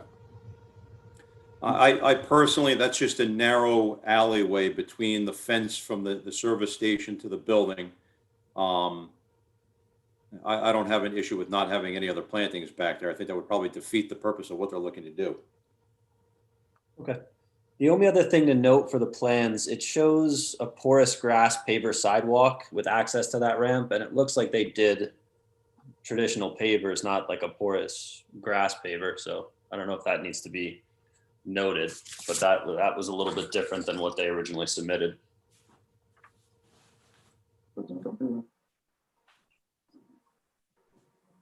Mr. Bo, do you have any information on that? I thought that was existing. Vanessa, can you There was can you share one of- there was existing pavers that were there already, and they just put down new pavers. Sidewalk is the same pave as that. Yeah, the sidewalk is the same pavers as from going back, which there was also pavers. You could see where they made the border. Okay. I don't know. I wasn't on the original application. I didn't know if they'd done that, the grass paver sidewalk for impervious coverage, or I guess that doesn't matter in a B1 zone, but. Well, I guess the question is, did it count with the impervious surface or not? The water calculation, right? Mr. DeGenero. Mr. DeGenero. Mr. Chairman, if I could also add, Mr. Chairman, if I could also add Ken Poro, if I'm doing the resolution approval to the plan references porous grass pavers. So Mr. Cook would have to, his client would have to build pursuant to the plan with the resolution that's to contemplate. So what I've seen on other boards, they also require an as-built plan to confirm before the final C of O. But my point that I'm trying to address is if you're asking for compliance with the landscaping plan, the landscaping plan reflects as on your screen. Thank you. Okay. Mr. DeGenero, so I know there's been some discussion. Is there even such a thing as a porous type of paver? I don't know if you recall, would we have even considered that something that would not impact the impervious coverage, or would they have had to include that? You know, I don't recall that, but my current review of the ordinance in the B1 zone, it does not have a maximum impervious coverage limitation that applies. I'm not sure if that was, well, I think what they're talking about there, when you talk about a porous grass paver, it's those lattice-like concrete block pavers that grass grow through them, and they look green, right? So that's what I think that is, a porous grass paver. Why that was proposed that way, I don't know. I don't recall. That was actually, it wasn't proposed at the time. It was existing. So if they've changed it since then, that's, yeah. Okay, so that was existing at the time. That's correct. Okay. Yeah, like I said, without a maximum impervious coverage standard to follow under the code, there's nothing there that applies. But they would have to revise the application to show the correct impervious coverage, no? I Oh, because believe we it's- might have included that as impervious coverage, just as pavers. Yeah, but there's nothing in the ordinance that gives you a maximum impervious coverage in the B1 zone. So in essence, you could have 100% impervious coverage in the B1 zone. So it's kind of irrelevant, even if you put a number down. Correct. They have a number. It's like 81% or something like that, or 80%. But it doesn't, it's irrelevant. Okay.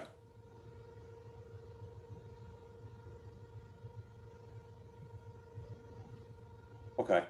All right, so I guess as far as an as-built document, that would just have to be reflected to be pavers rather than the porous grass paver sidewalk. Right, and obviously, when all of the improvements are done, then an as-built would be required, and that could be reflected on that. Okay, and then also with the modification to the island, so it'll all be Yes, picked of course. That's right. up. Okay. All right. Board, any, good. Nope, sorry, I was just going to stop sharing. Go ahead. Don't let me stop you. All right. Ms. Mitchell, do you know if we had anyone that had identified from the public that they'd care to speak on behalf of the Paragon application? There's only one attendee, and he is on for the 540 Helena. Okay. That's it. All right, so we'll open it up as a formality to the public. And seeing as how we only have one other participant, and that is for a different application, we will close public comments. Okay, board, anything else you want to discuss with either the applicant or Mr. Bo, the engineer?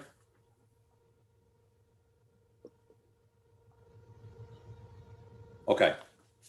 All right, that being said, so we do have a couple things. The applicant is going to comply with the landscape plan should the application be approved.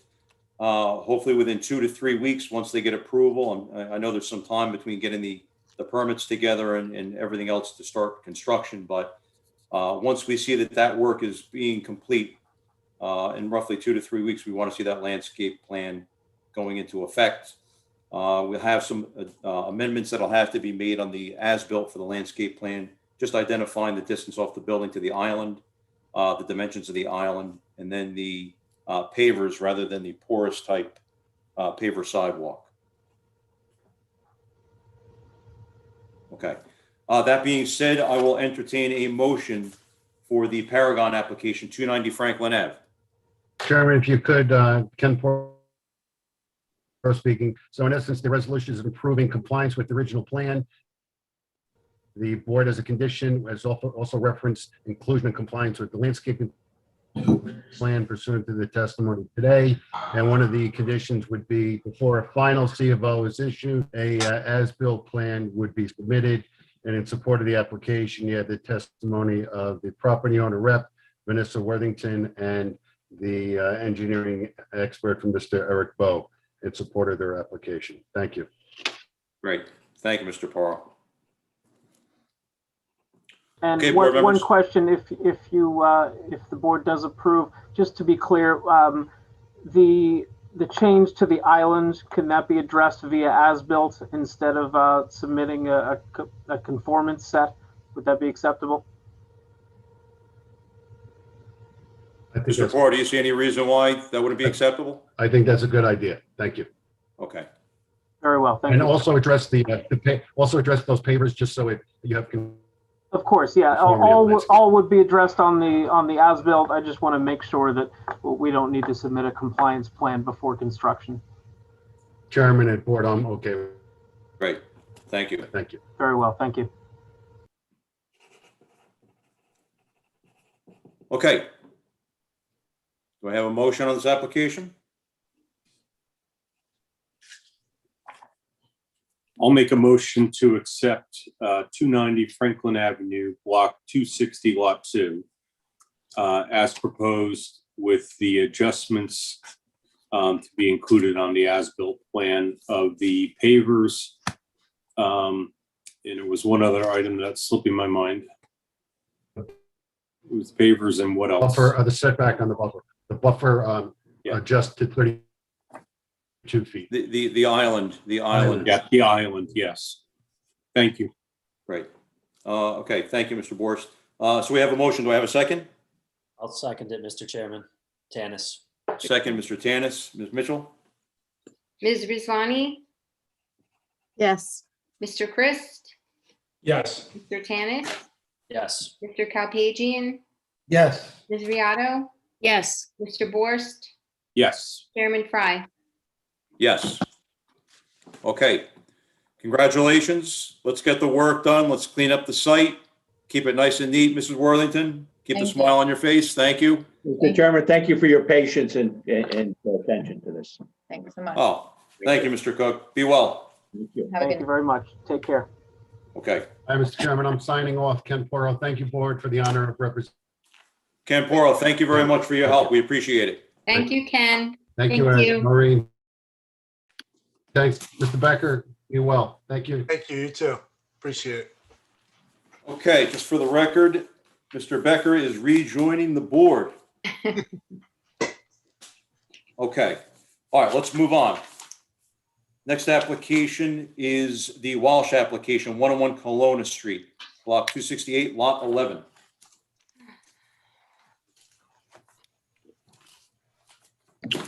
All right, thank you. Frederick Roughgarden representing the applicants in this matter. Today's a continuation of our previously filed application. Just for the sake of explanation, at the last meeting, there was a testimony provided by the contractor, Mr. Latarovian. He's here again today. I think you'll see he's online, Mr. Greg Latarovian. We went over the entire plan that was submitted and received substantial feedback from the board and the members of the board. And I thank you for that, because it really gave us an idea of perhaps what we should be, what we should be applying for with regard to this home. So we really did listen to what the board said. And I think Mr. DeGennaro basically indicated that that was in fact true. There have been substantial revisions to the plan, probably to the point where this is just starting from scratch right now, because there really has been a lot of changes to the home. The size, the height, and just basically the footprint and impact has been dramatically reduced. And that took into account the suggestions of the board. So again, thanks for the suggestions, and we really did listen to what the board said. So that being said, I did bring the architect, Mr. Ortiz, to testify tonight. So I believe you probably want to swear him in, since he was not at the previous meeting. Sure. Mr. Ortiz, you raise your right hand, please? You're still on mute, by the way. Thank you. Do you swear or affirm the testimony you give tonight will be the truth, the whole truth, and nothing but the truth, so help you God? Yes, I do. If you could, for the record, state your name, spelling your last name, and then provide us your professional credentials as well. Jose Ortiz, Jose, last name Ortiz, Ortiz. I'm a licensed architect in New York, New Jersey, and Connecticut. And have you testified before this board or other similar boards in the past? Yes, for which town is that? And what? Livingston. Okay. We That's the only town in New Jersey you've testified before. not in front of this. Your license. Let me just go here. Your license in New Jersey, it's in good standing. Yes, it is. And what you have your own office, or do you work with an architectural firm? I work with an architectural office, but I do practice half of the time. And that office is located where? Wayne, New Jersey. Okay. And your office does similar work that you're proposing here tonight, do residential? I do a lot of residential renovations, alterations. Okay, Mr. Chairman? I think his credentials as an architect are sufficient. Okay, you've been accepted as an expert. Thank you, Mr. Ortiz. Mr. Ortiz, you weren't there for the previous meeting, but we did use a set of plans drawn by your office, and I believe they were drawn by Mr. Goosen, who does work for you, correct? Yes. And he works under your close supervision with regard to preparation of the plans that were submitted then and the revised plans that have been submitted now, correct? Yes, that's right. All right, you're familiar with the revised plans that have been submitted today, correct? That's right. And you went over these plans, I believe, with both the homeowner, the contractor, and in fact, Mr. Goosen, to address, the suggestions of the board with regard to the revisions. Excuse me, Mr. Ortiz, are you watching the meeting on two different devices? Because we're getting an echoing feedback from your feed. Yeah, we're trying to fix that right now. If you have it on two devices, you have to mute the secondary device. Yeah, You gotta mute exactly it. why. All right, are we good? Sorry about that. All right. So make sure that the other device is shut off, right? All right, yes. Okay. So Yeah, we're good. Mr. Ortiz, I'm still hearing some feedback. Are you sure that other device is shut off? You're shut off, right? Off. Yeah. Okay. The previous plans were submitted. They were prepared by Mr. Goosen under your supervision. There were some revisions made, substantial revisions based on the feedback of the board. Is that correct? Yes, that's right. I believe you went over those, the requirements of the board with both the contractor, Mr. Goosen, and with the impact of the with the impact, the input of the homeowner also, correct? Yes, that's correct. Now, the idea here was to expand a very small pre-existing single-family home, correct? Yes, that's right. All right, so I believe what we previously indicated is that we're attempting to take a very small existing Cape home, turn it into a more modern two-floor single-family home, more in keeping with the design standards for the modern family. Is that true? That's right. And is that what we tried to do here? Yes, that's right. All right. And have you designed other homes in New Jersey in your practice and where you tried to maintain the same kind of standards and same type of design elements? Yes, I do. Okay. So this lot is in fact a undersized lot, a pre-existing undersized lot in Wyckoff, correct? It is. Yeah. So to accomplish this, our idea to build a modern two-story home with regard to this existing lot is going to require some variances that we have applied for today, right? That's right. Now, specifically with regard to the structure that's there on the property. When it comes to the side yard, there's a very small side yard as you're looking at the home on the right-hand side. That's a pre-existing condition, correct? Yeah, that's a pre-existing condition. Right, the home that's there right now, that's where it is with that small side yard, right? Yes. All right. So, basically what you've planned here is to build a second story on top of the existing structure, correct? Yeah, that's right. All right.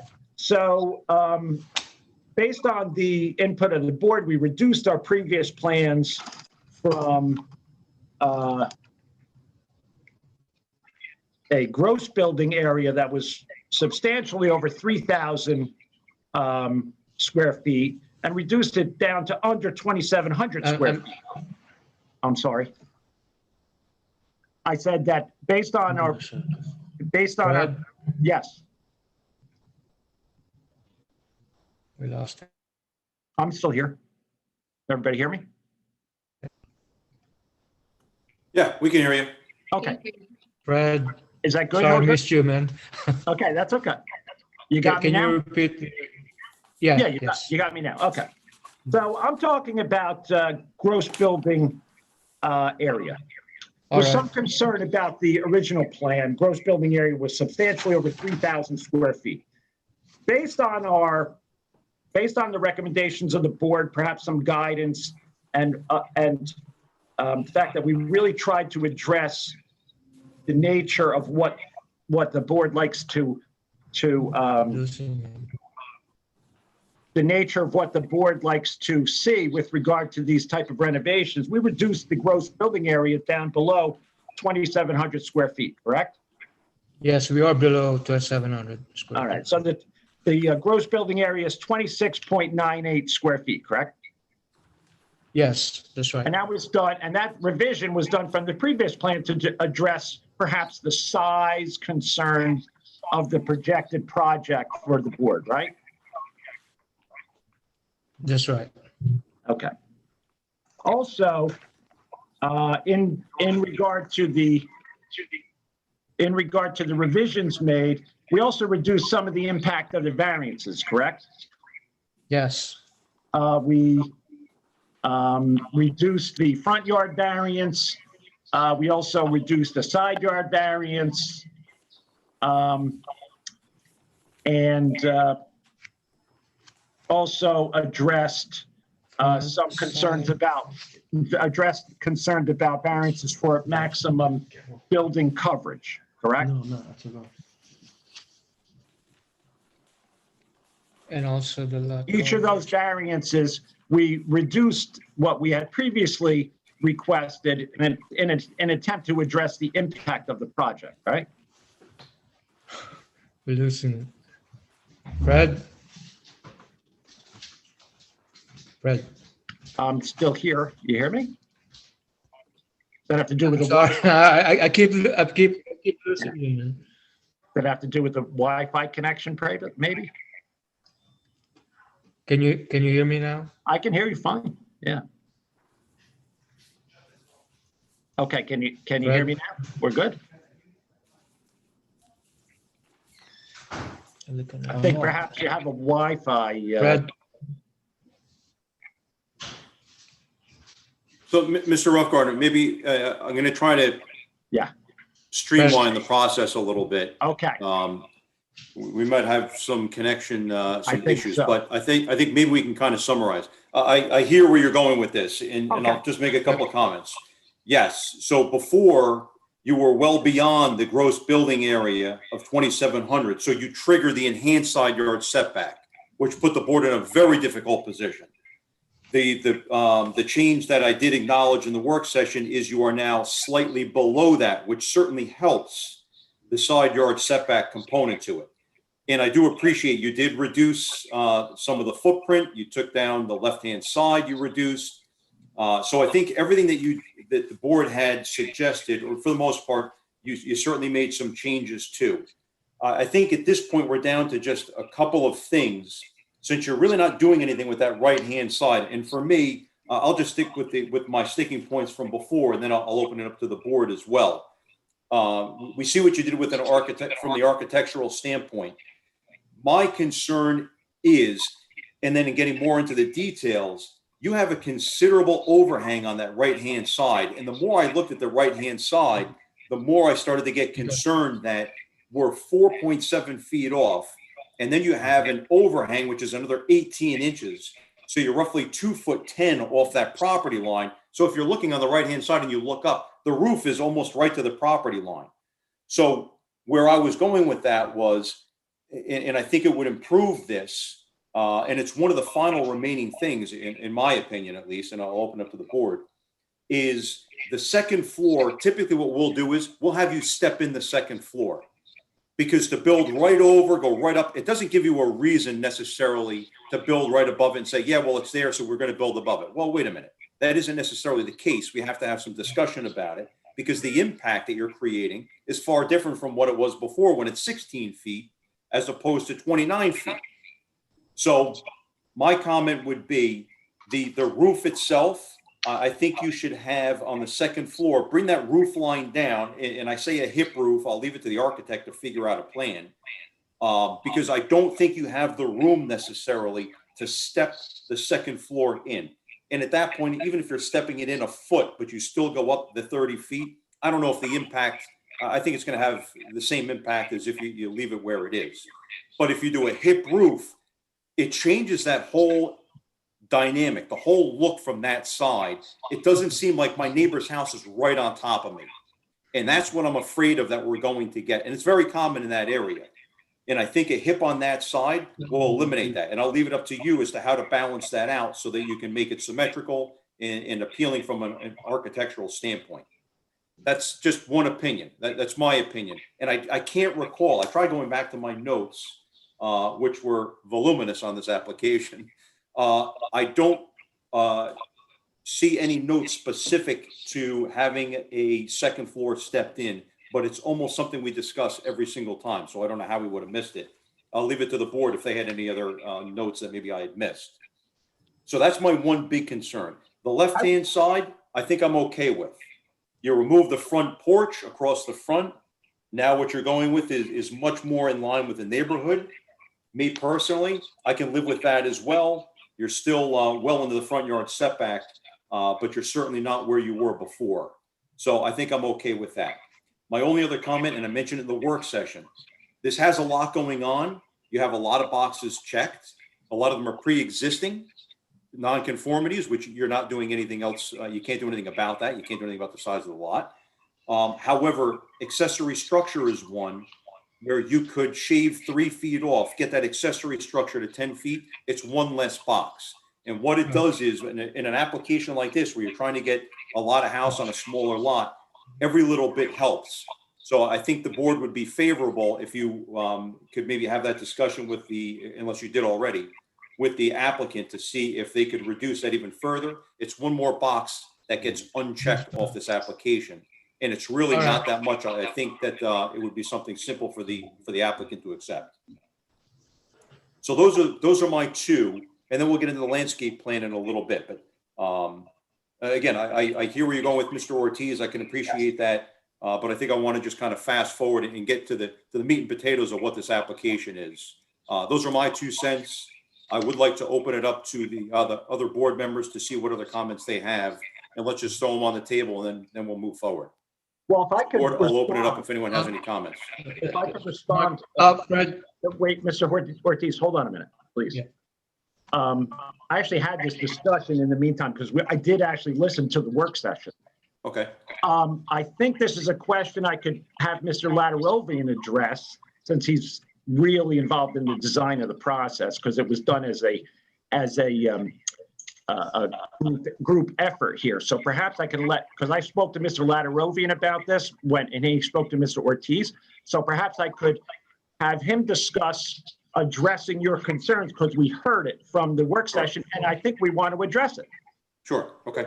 So Mr. Latarovian. And I believe he was already sworn in last time, Mr. Roughgarden. He was sworn in. Right. So I just want to remind him that you're still under oath, Mr. Roughgarden. Yes. Thank you very much. Good evening, guys.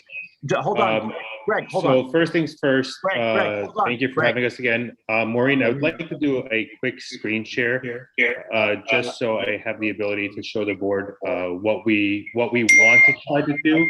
Mr. Latarovian? Yes. I think Mr. Roughgarden was trying to interrupt you for a second. I think he had I something wanted to say. to ask Mr. Ortiz to put himself on mute, if he could. Very good point. Sorry. Can he mute? There you go. Very good. Okay, Greg, that's what I wanted to do. All right, sorry about that. Address the concerns if you can, Greg, pursuant to what we talked about before. All right, Maureen, can I have the ability to screen share, please? Yes, Greg, you should be able to share your screen. Okay. Just for the board's Give it a information, shot. please, we did indicate previously, Mr. Ladarovian is a approved builder in the town, and he's got other projects going at this time. So he's familiar with the requirements of the board and the town construction officials. All right, so what I would like to do is I would like to screen share the Google Earth document. Just give me 1 second. It's giving me some type of system. Let's see what it's doing here. It says hold shift. Did I mention I'm looking forward to being back in person next month? It's not allowing me. I'm ready. It really is. It's just unbelievable. It's not allowing you, or? Well, Mr. Ladarovian, could you explain to the board exactly what you, how you address these concerns? Yes. So what I'm trying to do is I'm trying to get Google Earth software open, because if you look at the adjacent property, there is, so on the proposed plan, where at the 4-7 line, there's actually a railroad tie, which may be misconstrued as a structure of the adjacent property on the right side. That's actually a railroad tie dividing the driveway.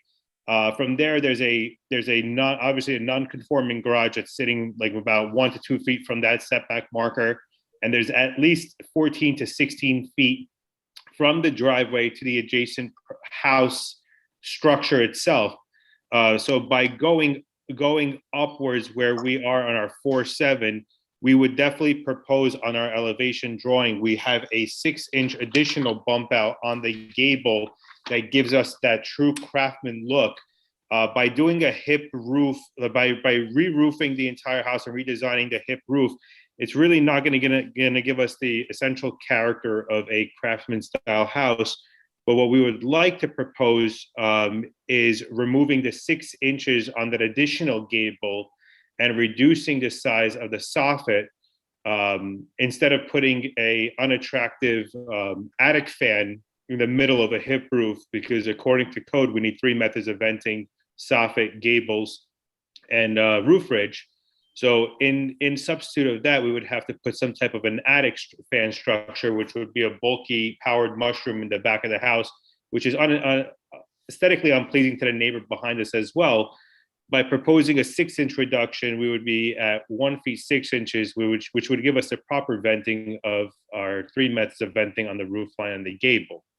As far as the deck is concerned, we spoke to the client in your 5-minute recess. Our client, Sam Walsh, was completely compliant on removing the needed requirements to conform to the deck at being 10 feet off the property line. So all we're really asking is, instead of changing that entire roof structure to a hip roof and disorienting the structure of the character of what we want to build, we would like to do a minimal 6-inch reduction on that upper gable and eliminate that secondary decorative gable and keep the 1-6 or even reduce it to 1-2, essentially, based on your approval, to keep the character of the structure. All right, so you agree that you can do perhaps some second floor roof redesign to make it a little less impactful, and you'll reduce the deck size back to the 10 feet setback, correct? Yes, because if you look on Google Earth, or if you do a drive-by to the property, the adjacent property, the actual living structure, the living house is 16 to 18 feet off of our property line at 4-7, which I don't believe, in my opinion, in my professional opinion, would be no impact on their aesthetics looking out of their front door based on what they're seeing now at 16 feet and what they're going to be seeing at 29 feet. being that their garage is very, very, very close to their property line. And their garage is also recessed back, which would really have no impact aesthetically to our structure being all the way up. But again, we would definitely love to comply to some extent and remove the 6 inches off that roof line.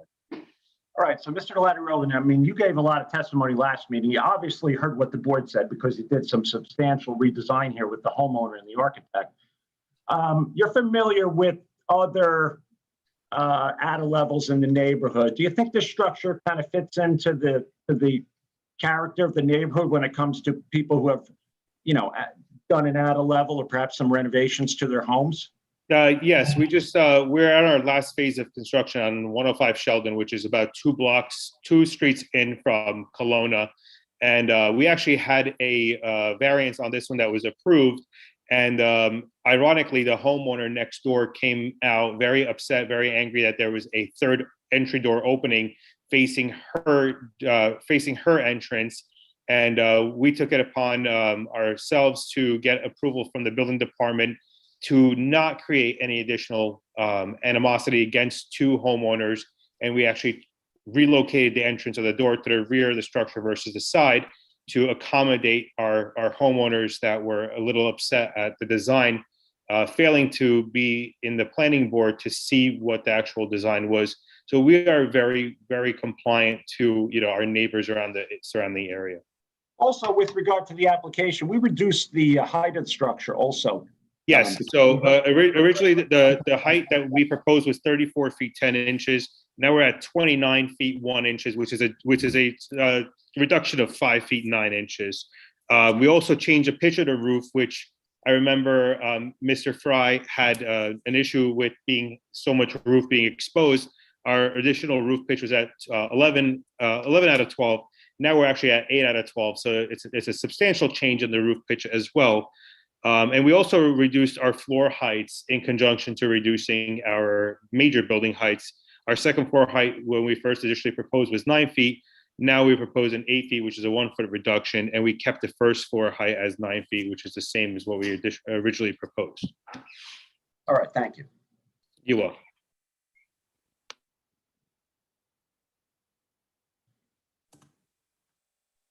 Okay, so I see what you're looking to do with the 6 inches. That's probably just the topmost in scaling it out on that far right-hand side. So almost everything we see there will remain except the additional bump out of 6 inches you're proposing to take out. We could propose additional. We can go up to 1 feet on the overhang. I know the building department will most likely have an issue, like I said, with the venting. It's really not for the aesthetic purposes on my end, which I'm concerned about. It's more about gable venting and proper venting and ventilation of the roof structure, because both of our air handlers for the AC units are most likely going to go in the attic, and having improper venting of air handlers in the attic can cause potential harm or shortening the life of the unit. So having our proper 3 methods of venting on that roof line would be very substantial to the longevity of the plywood and the longevity of the units sustained. Okay. I'm going to open up to the board to see what other comments they have architecturally. Board, any other comments? I think following up to what you said, Carl, I think maybe your comments might have been misconstrued slightly. Because I know you'd said hip roof, but I think Carl, and I'm kind of on the same thought plane here, was saying just to eliminate the gable facing the right side of the house, but keep those front gables. So you could probably vent out of those front gable ends, correct? And still have the ridge vent along the main ridge, as well as gable vents on all the other gables. That wouldn't be sufficient? I believe it would be. Well, we would do an identical reduction on both sides to keep the symmetry of both of those gables on each side. Yeah, I think from my opinion, and I think what Carl might have been trying to say, and I don't want to put words in his mouth, but I think he was saying not a hip, but basically run that gable and keep that line. So when you're looking up at 17 feet on 4.5 feet off the property, or 4.7 off the property line, instead of looking up at a 25 or 28 foot gable end. And you could do it on both sides, but I think it would make the structure a lot less of a mass right on that property line. But I think hip may have been the wrong word. So if we're both saying, so you have a double gable on that right-hand side. If you're going to carry the roof line on that right, so we no longer see roof on the right, but we carry that gable front to back, so the ridge runs front to back. Is that what you're saying? No, the ridge will still run left to right, but what we would do is we would eliminate the entire gable. So on the right side of the structure where you're seeing the end of the house, the roof line on that gable will meet where the end of the house is on the floor height, on the floors. So essentially on the siding corner, going straight up would be the same dimensions of where the roof would end. Instead of protruding the additional 1.4 feet plus an additional 6 inches, we would do a reduction of 1 feet 10 inches to conform to the 4.7. Mr. Tanis, is that what you were thinking? As long as he's still talking about losing that gable and just having the front gable be the end point of the roof. So for looking straight onto the front of the house, you're just going to see an angle going up from your 17-foot point. Even if you raise that front gable up to meet the main ridge beam, I think you could have a lot less of an imposing structure on the neighbor, especially at 4.7 feet. Yeah, this is exactly what we want to do. See the red line here? I'm sorry, I wish I could share my screen. I'm having issues. So see where that red line is going straight up? We would cut that roof gable going straight up so it would end exactly where that roof line in the front ends. So take out the overlay. No, Mr. Latarovian, while you have that, while you're holding that up, what I'm saying essentially is the triangle that you see of roof line above the front double gable, that triangle comes out, and the roof line is where your finger is, following that roof line down to the end. Exactly. No, on the angle. So right down, carrying that same line. Exactly right. So that triangle of roof comes out. You carry that roof line right up until it meets the ridge. You can even raise that a little bit if you wanted. You would probably have to, just so it ties. Yeah, correct. So this is actually an overbuilt decorative roof. This is not a structural roof. It's just a flat nailer on an overbuilt roof design. This is the main roof that's going to be carrying the load of the ridge. This is just an overbuilt on top of existing, just as a decorative gable. This is going to be our main roof structure right here. And Jose can actually testify for that as well, being where our main load bearing is going to be. Yeah, you need a 6-inch overlay. So are you saying from a structural standpoint, you couldn't take the higher of the two front gables that are stacked, raise that up to the ridge, and make your structural support front to back, and then tie your ridge left to right into that? Listen, I don't want to get too much into the structural, but I'm struggling with that whole roof line being the gable being right up against the 4.7 feet, and I'm trying to eliminate that. So like Mr. Tanis said, you look up, you see about 17 feet, and then it's gradual roof angled back. Yeah, so if you're saying to propose like some type of a hip structure, that's going to change the complete roof line, and it's going to diminish the entire look of the roof.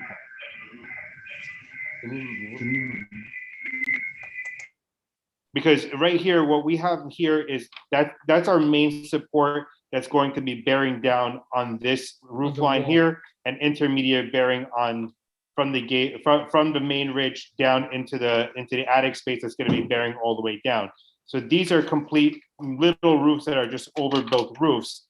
If we turn around and make this into a hip structure, we will not be able to have this look on these gables on a hip structure. So essentially, we would be changing the entire front curb appeal of the house. What we would like to do is cut this area out completely, where the roof line where this ends, we take that 2 feet out and we conform to that 4.7, and we are going to have decorative gable vents on both sides as well. which would actually be aesthetically pleasing to the neighbor next to us instead of having a flat surface.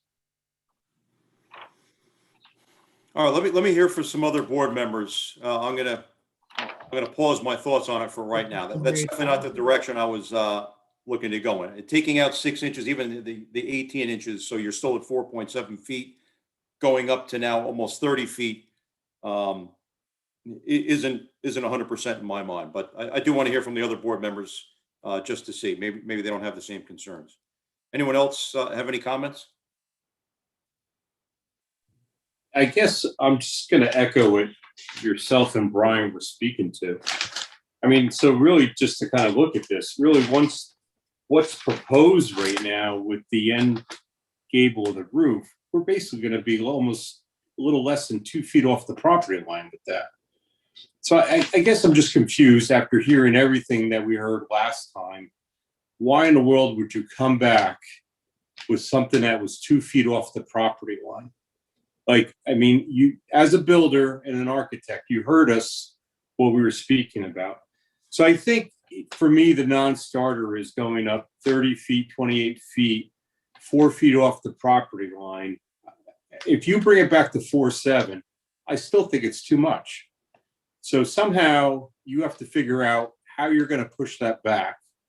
If it's a hip roof or whatever kind of roof it's going to be, I think you need to figure it out. Mr. Builder, Mr. Architect, I think you need to get together and figure out how you're going to make that happen. All right, thank you, Mr. Borst. Anyone else have any other comments?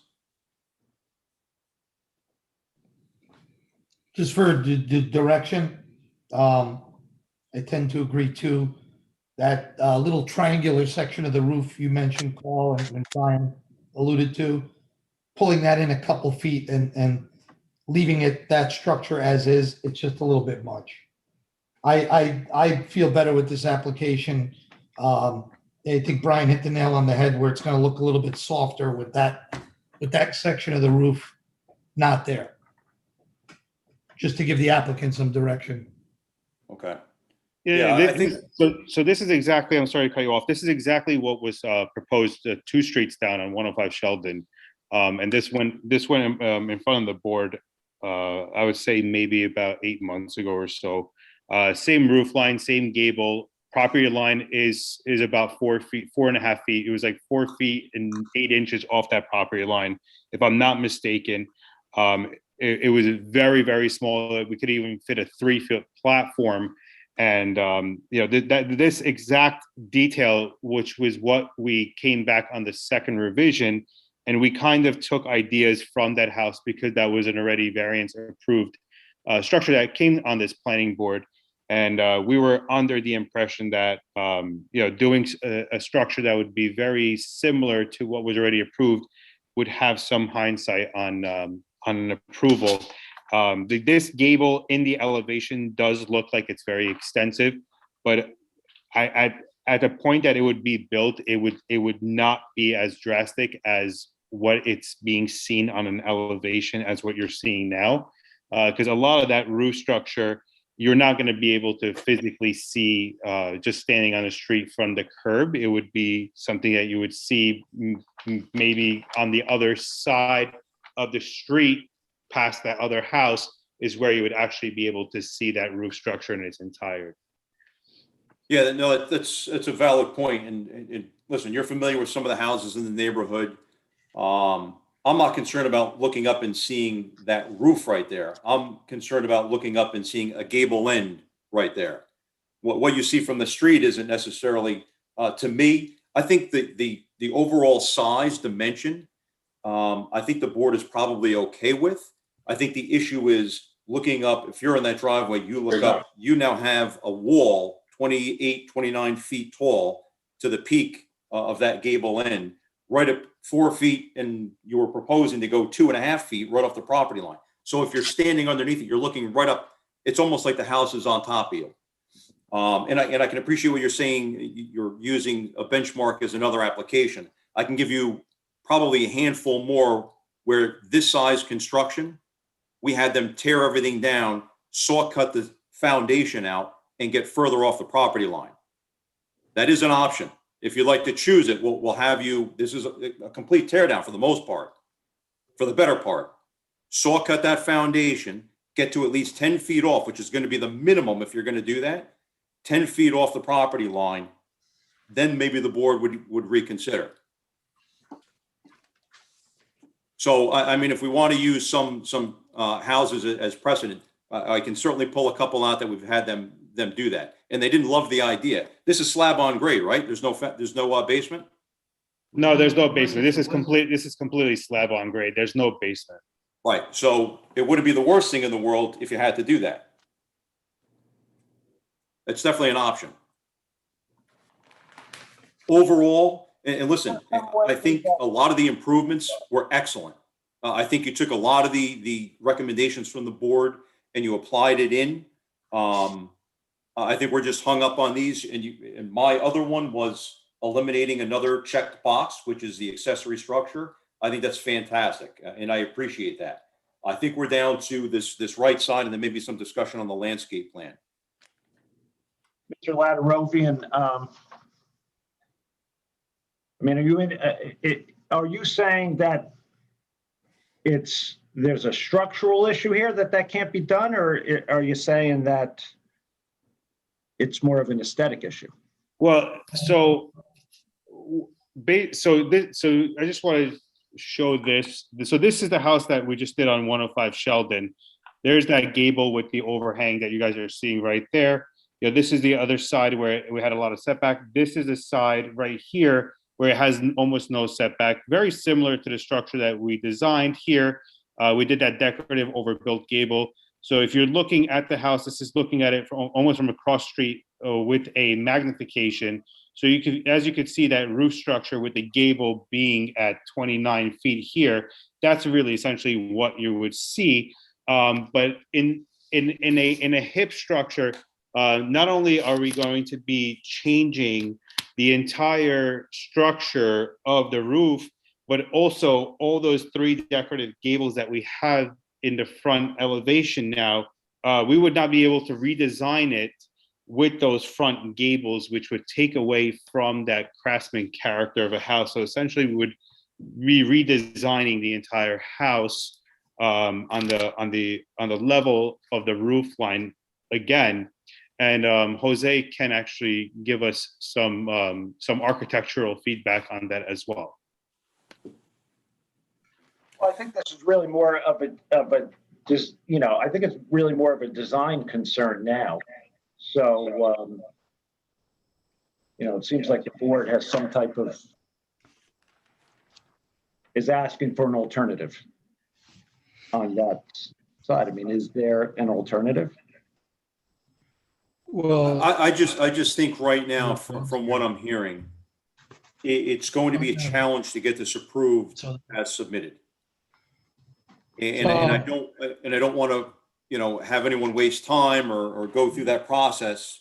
I'm hearing what the board members have said. I do agree with it. Whether it's what you want to build or you have to change the design, that's kind of up to you. But at this location off the property line and the size of the structure, again, short of, okay, you're going to move the whole house, which that's a lot of work. So I just think that it's something you have to consider. Mr. Ortiz?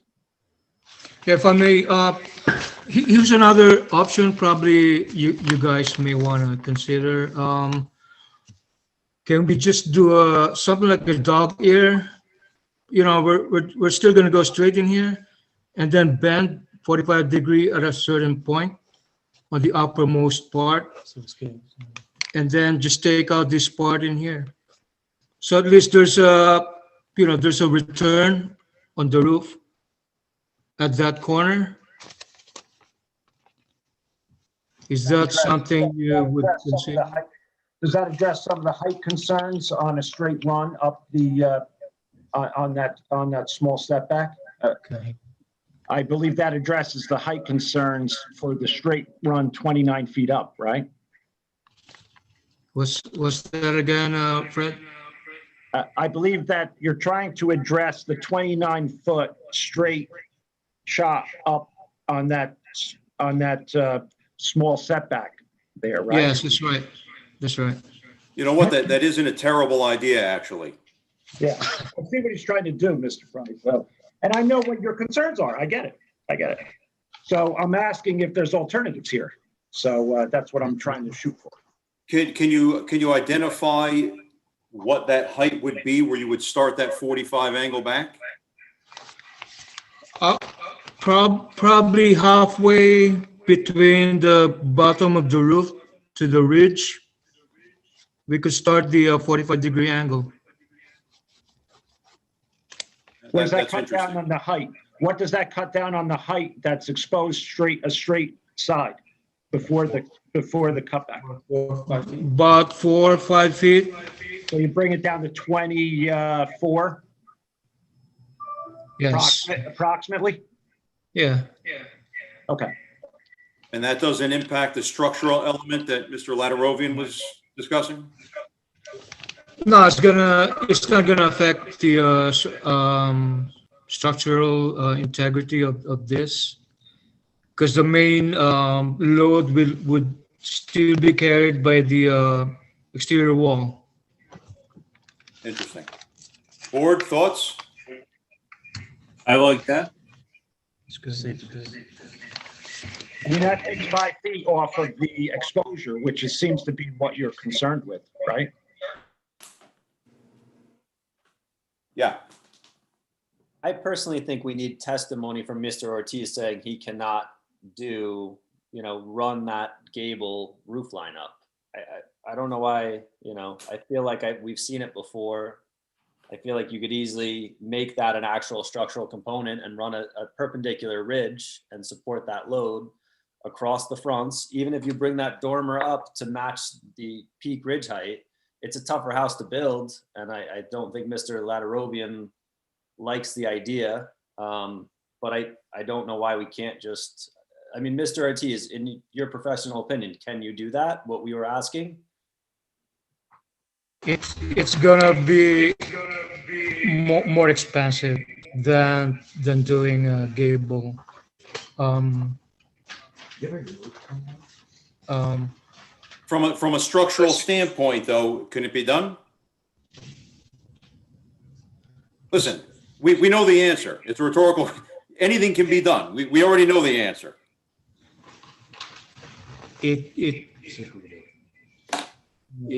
Yeah, it can be done. And with that, can you also properly vent the roof out that front gable instead of using a side gable, as well as a ridge vent, and still have proper attic ventilation? Well, we're gonna need to use a vent fan for it. So you can't vent out of that gable then? What's that again? I don't know. I don't want to belabor this anymore, but I want to know if that is actually feasible, because I feel like we're halfway there. Yeah. You know what? I think, Mr. Tanis, I love where your head is right now. I think we're in the same spot. For me personally, I think that's a very interesting idea that Mr. Ortiz said. And without sitting on this and not getting to another applicant the rest of the night, I think I'm probably okay if that comes down 5 feet further and you do 45 that back. I think I'm probably okay with that. That's the idea of doing that step back dog ear, I think you called it, correct? Yes, dog ear. Okay. I think I'm okay with it. Board, anyone else have a strong opinion either way? I would hate to incur, for these people to have to incur more cost. I think what Mr. Ortiz mentioned, the dog ear, softens it up a lot on that area. Yes. Everyone else agree? Mr. Boris? Agree. Mr. Ortiz, is that an element that can be easily added into the design? Yes, that's a lot easier. Okay. All right, so let's just try to memorialize this. So 28 feet 7 inches, is that what the height was on that side before? 20, 29, 29'1". 29'1" total height. No, that's on the left side though. We're talking the right-hand side. It's 28.7. 28.7. So you're bringing that down 5 feet. So we're going to be 23.7. Yes.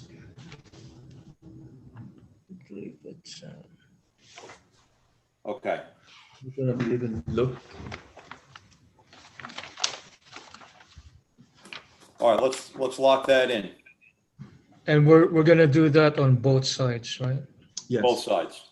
Yes.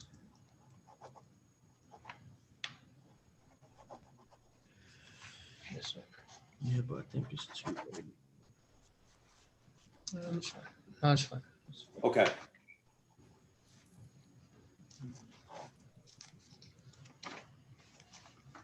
All right, any board members, any concern with the front portico? No. Okay. All right. And the accessory structure again is going to be, that deck will start 10 feet off the property line. Okay. Board, anything else Yes. from an architectural standpoint? Okay. Mr. Borst, do you have a copy of the landscape plan? I do. Do you want to just comment on that real quick? Well, I think from the standpoint, starting off with the shade trees, I don't understand 100% why we're eliminating every shade tree off the property. I understand the one in the rear yard that's near the home where the deck is. I understand the one in the front yard closest to the home. I would say I don't understand why we're taking the one that's closest to the street out. The one that's closest to the rear property line and the one that's in front of the shed. I didn't see a need that we had to take those 3 trees out. Can you guys give me a little comment on why those 3 trees are coming out?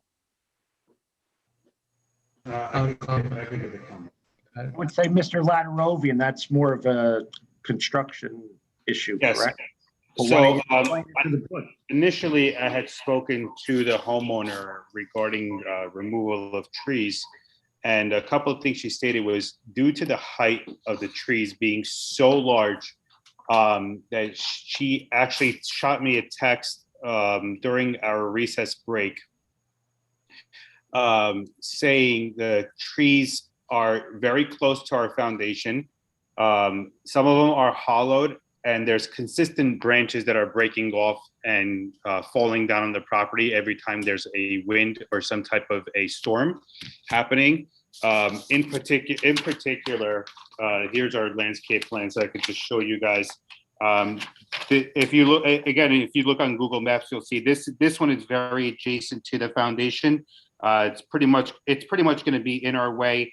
It's also going to be a hazard with these 3 trees, with the height of the structure and getting potential insurance coverage after the house is built because of branches that can be overgrown onto the house. This one and this one are going to be in our way of our build out. And these 2 are the only 2 that are probably going to be not in our way. But she did say that the trees were very, very large and have a potential of loosening a lot of branches during big storms. And recently we have had major gusts of wind. We have had hurricanes. We have had torrential downpours that can raise a potential of potential human hazard, structural hazard, and neighbor hazard if these trees do fall. And it does pose a threat to the adjacent neighbors as well, being that one deciduous tree all the way in the back by the stone wall is also very close to the property line of the neighbors. So essentially, I think it would be in the best favor of not only her, but the neighbor behind her, that tree does get removed due to its height of the tree. With the proposal of all the new trees that we would be putting in, I think we are far complying to removing the 4, 5, 6, 7 trees and planting. How many we have? About 25 trees that we're planting. A little over 25 to supplement for what we are removing at the moment. What 25 trees are you putting in? I see shrubs. I don't see 25 trees. I'm sorry, shrubs. Okay, shrubs and trees are quite different, right? So what you're proposing is take every tree on the property down. There won't be a tree left on the property. Well, the dogwood is a shade tree. Yeah, the new ones. Yeah. So we do have a couple of trees that we are proposing as well in the front of the structure. One dogwood. Yes. I mean, we are not opposed to leaving the trees. It's just the height of them. If you look at them, they are very high and they do pose a potential risk of hazard to the property, to the structure, and to the neighbors. That was one of the biggest things that the homeowner came to me about at the beginning. But I guess I'm just not buying it. What's the risk? They're so tall and the branches are so far out. So in any type of wind, she consistently. She actually texted, like I said, she texted me during our 5-minute recess that she did have a bunch of fallen branches. Okay, all right. We don't have to take them down. Like I said, it's just something that she came to me requesting that we can remove. Obviously, some of them will have to be removed as far as impacting of where we're building. But like I said, like the one all the way in the back by the property, if that tree ever does fall, and if it is hollowed out, and if it is very old. So according to Gregory, who is a draftsman on the job, he did say that this tree in particular is hollowed out. But so let's back up. When I started speaking, I said the tree in front of the shed, the tree along the rear property line, and the tree closest to the street are the 3 that I don't understand why they have to come down. I wasn't talking about any other trees. I understand all the other ones. Why do those 3 have to come down? Was my question. Well, this one's right next to the foundation. This one has to go. Yeah, this one definitely This one has we to can go. keep. This one we can keep. Okay, so hold on one sec. All right. So then, so maybe somebody could walk us through the landscape. Fred, the homeowner would actually want to testify on the trees. She just texted me saying if we can give her the ability to speak on this.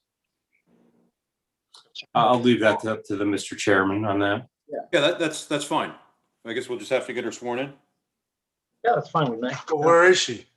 I'm She's right here. She's on on Fred Roughgarden. I apologize because it had Fred's name underneath it. If you raise your right hand, please. Yep. You swear or affirm the testimony you give tonight with the truth, the whole truth, and nothing but the truth, so help you God? I do. If you can again state your name, spelling your last name for the record. Samantha Walsh, WALSH. Thank you. And you're the applicant. I am. All right, thank you. Okay. The floor is yours.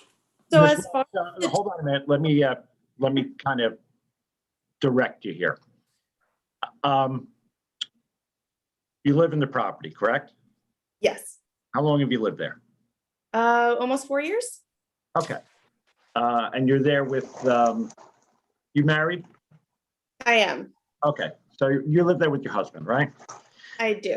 Okay. So I assume you're familiar. There's some questions about the trees on the property, and perhaps you have an opinion as to the health and safety of the property with regard to the trees. So why don't you explain what your thought process is with regard to removal of some of the trees on the property?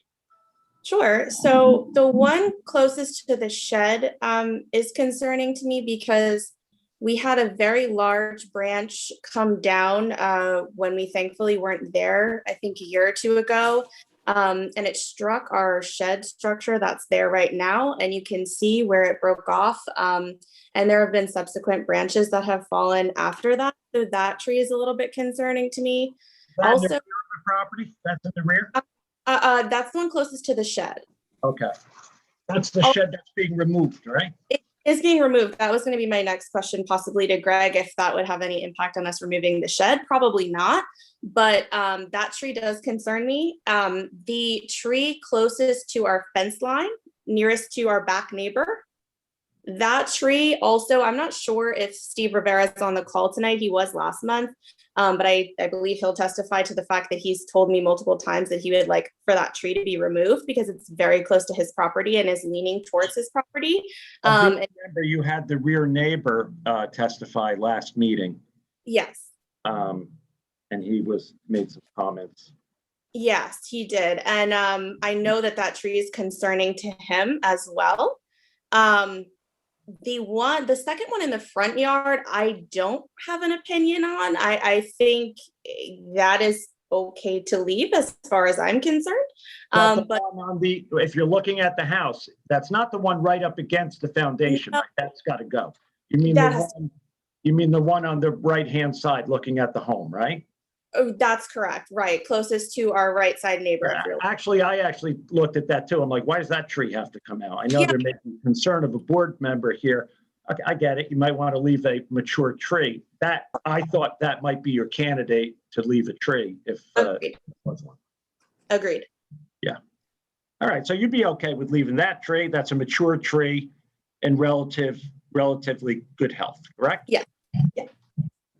All right, so you have good reasons to remove the one back by the shed and the fence based on concerns of neighbors and concerns of yourself, but you'd be okay with leaving the tree that's in the front that's not up against your foundation.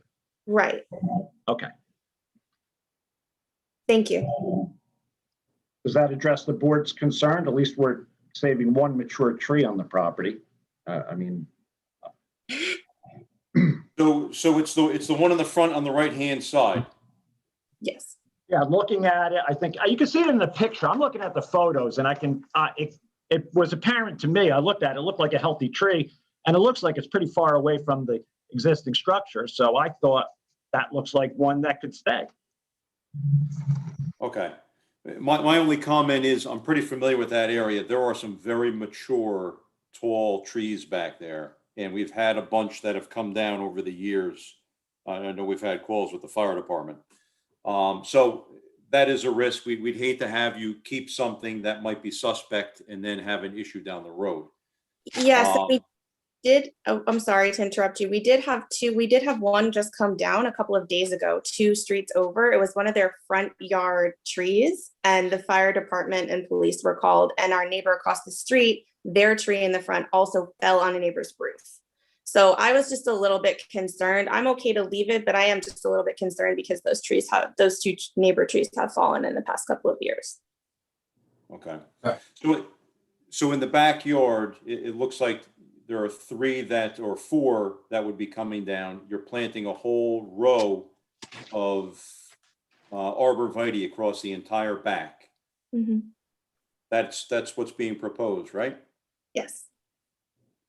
And then you do have some other plantings off the back around the patio that would just screening around the AC units. Okay. All right. For me personally, those tall trees, they do kind of scare me from time to time. I hate to take down healthy trees, and I appreciate Mr. Boris' opinion on trying to save what we possibly can. I hate to see lots just clear cut for no reason whatsoever.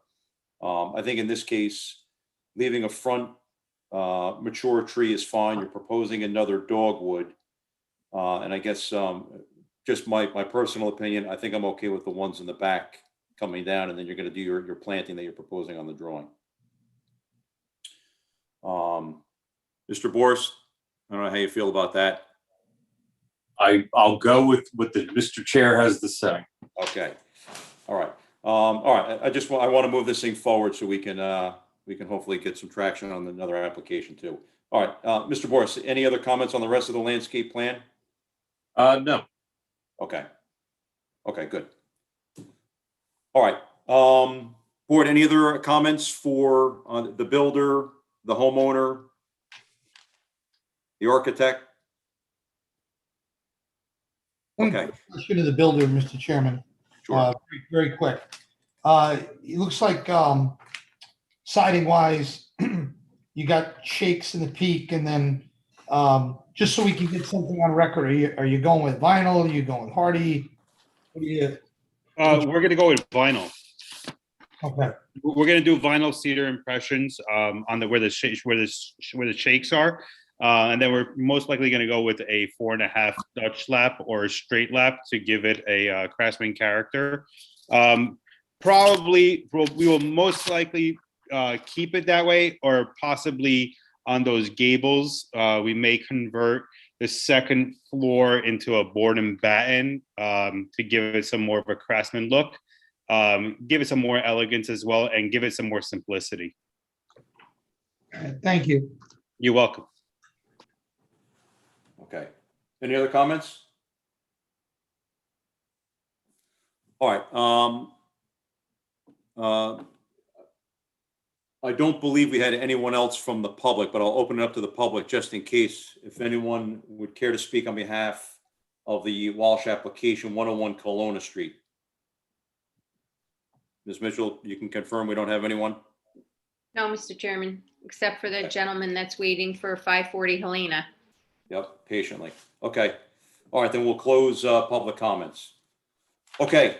All right, board, let's wrap this one up. So the deck in the back is going to 10 feet off the property line, so that's being reduced. We're going to see a 45-degree angle each end, the left side and the right side, instead of a true gable at the very top, down 5 feet. We'll start at 45.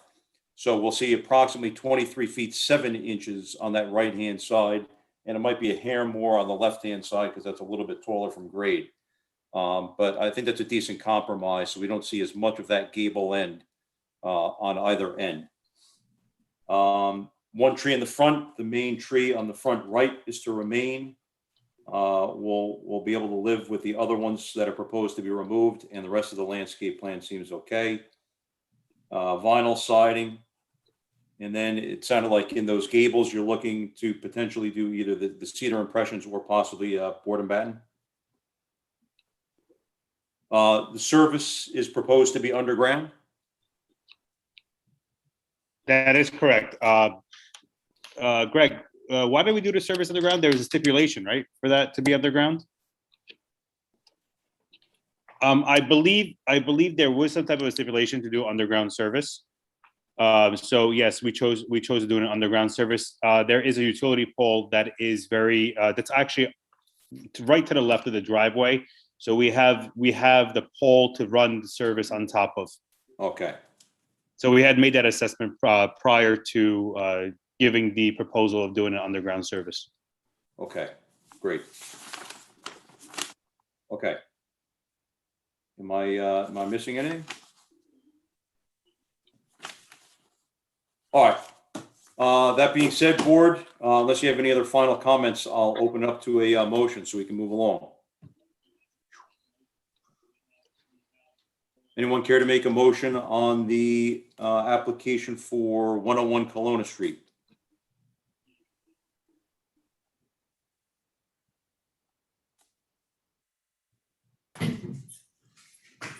Mr. Chairman. Mr. Chairman. Mr. DeGenero. Just a question. You're going to entertain a motion for approval without seeing a revised plan?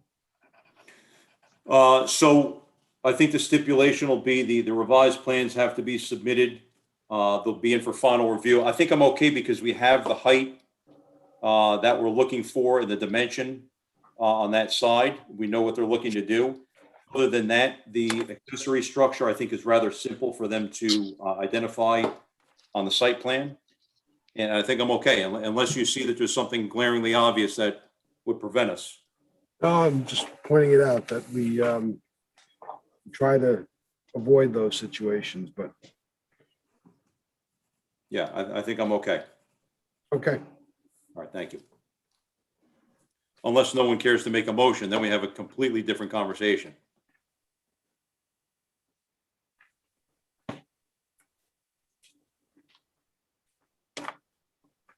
All right. So let me rephrase it. I'll entertain a motion to approve the application at 101 Kelowna Street.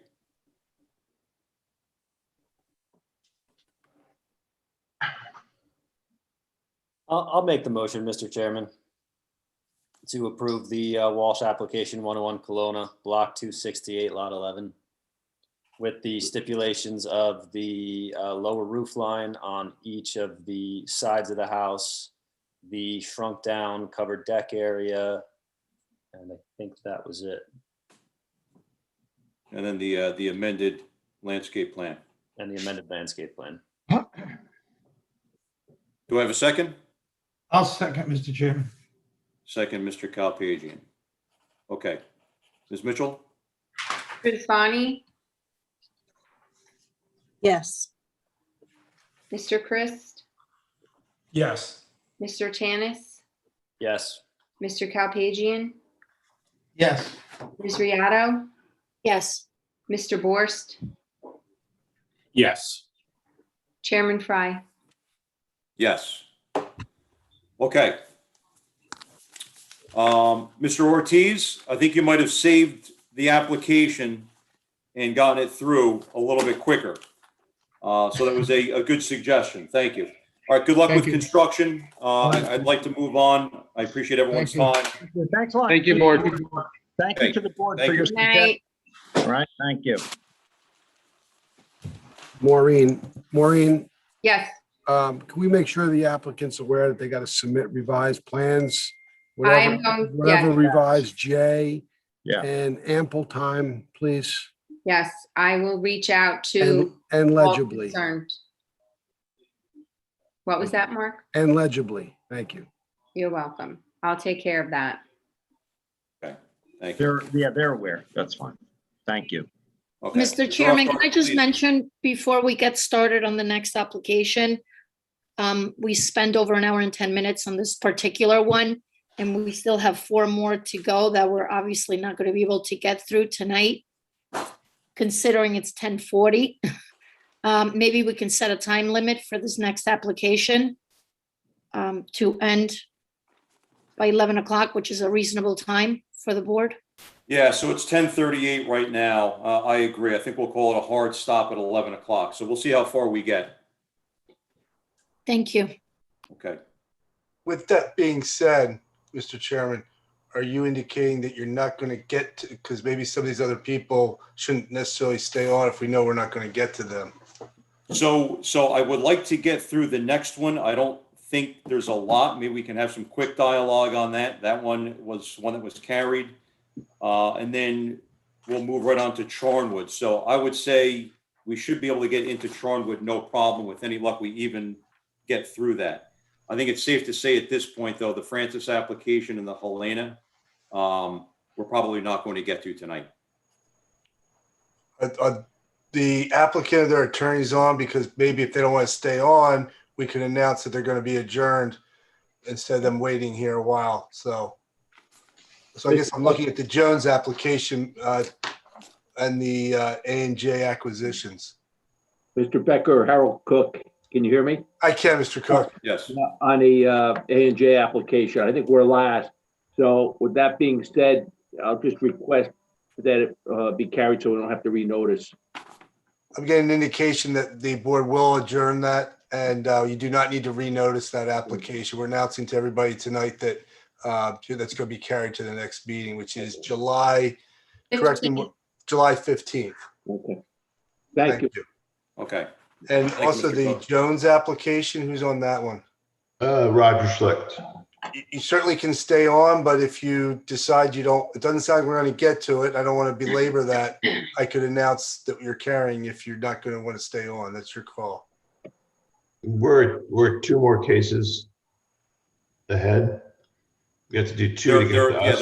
There are two in front of you. And you're stopping at 11? 11. Yeah, so we're not going to it, but I will not be here July 15th. So you'd want to carry it to August, I take it. Can I do Zoom on July 15th? We're not zooming. We're going in person in July. So I guess August. Okay. Okay. So you I requested to apologize. carry to August? Yes. Okay. Yes. Mr. Okay. Chairman? That's fine. Okay. Okay. So anybody here, the Jones application 385 Francis Place is also going to be adjourned and carried till August. The August meeting, Maureen? Can the client just come on for a second? I don't know if they're going to be here in August. I have to.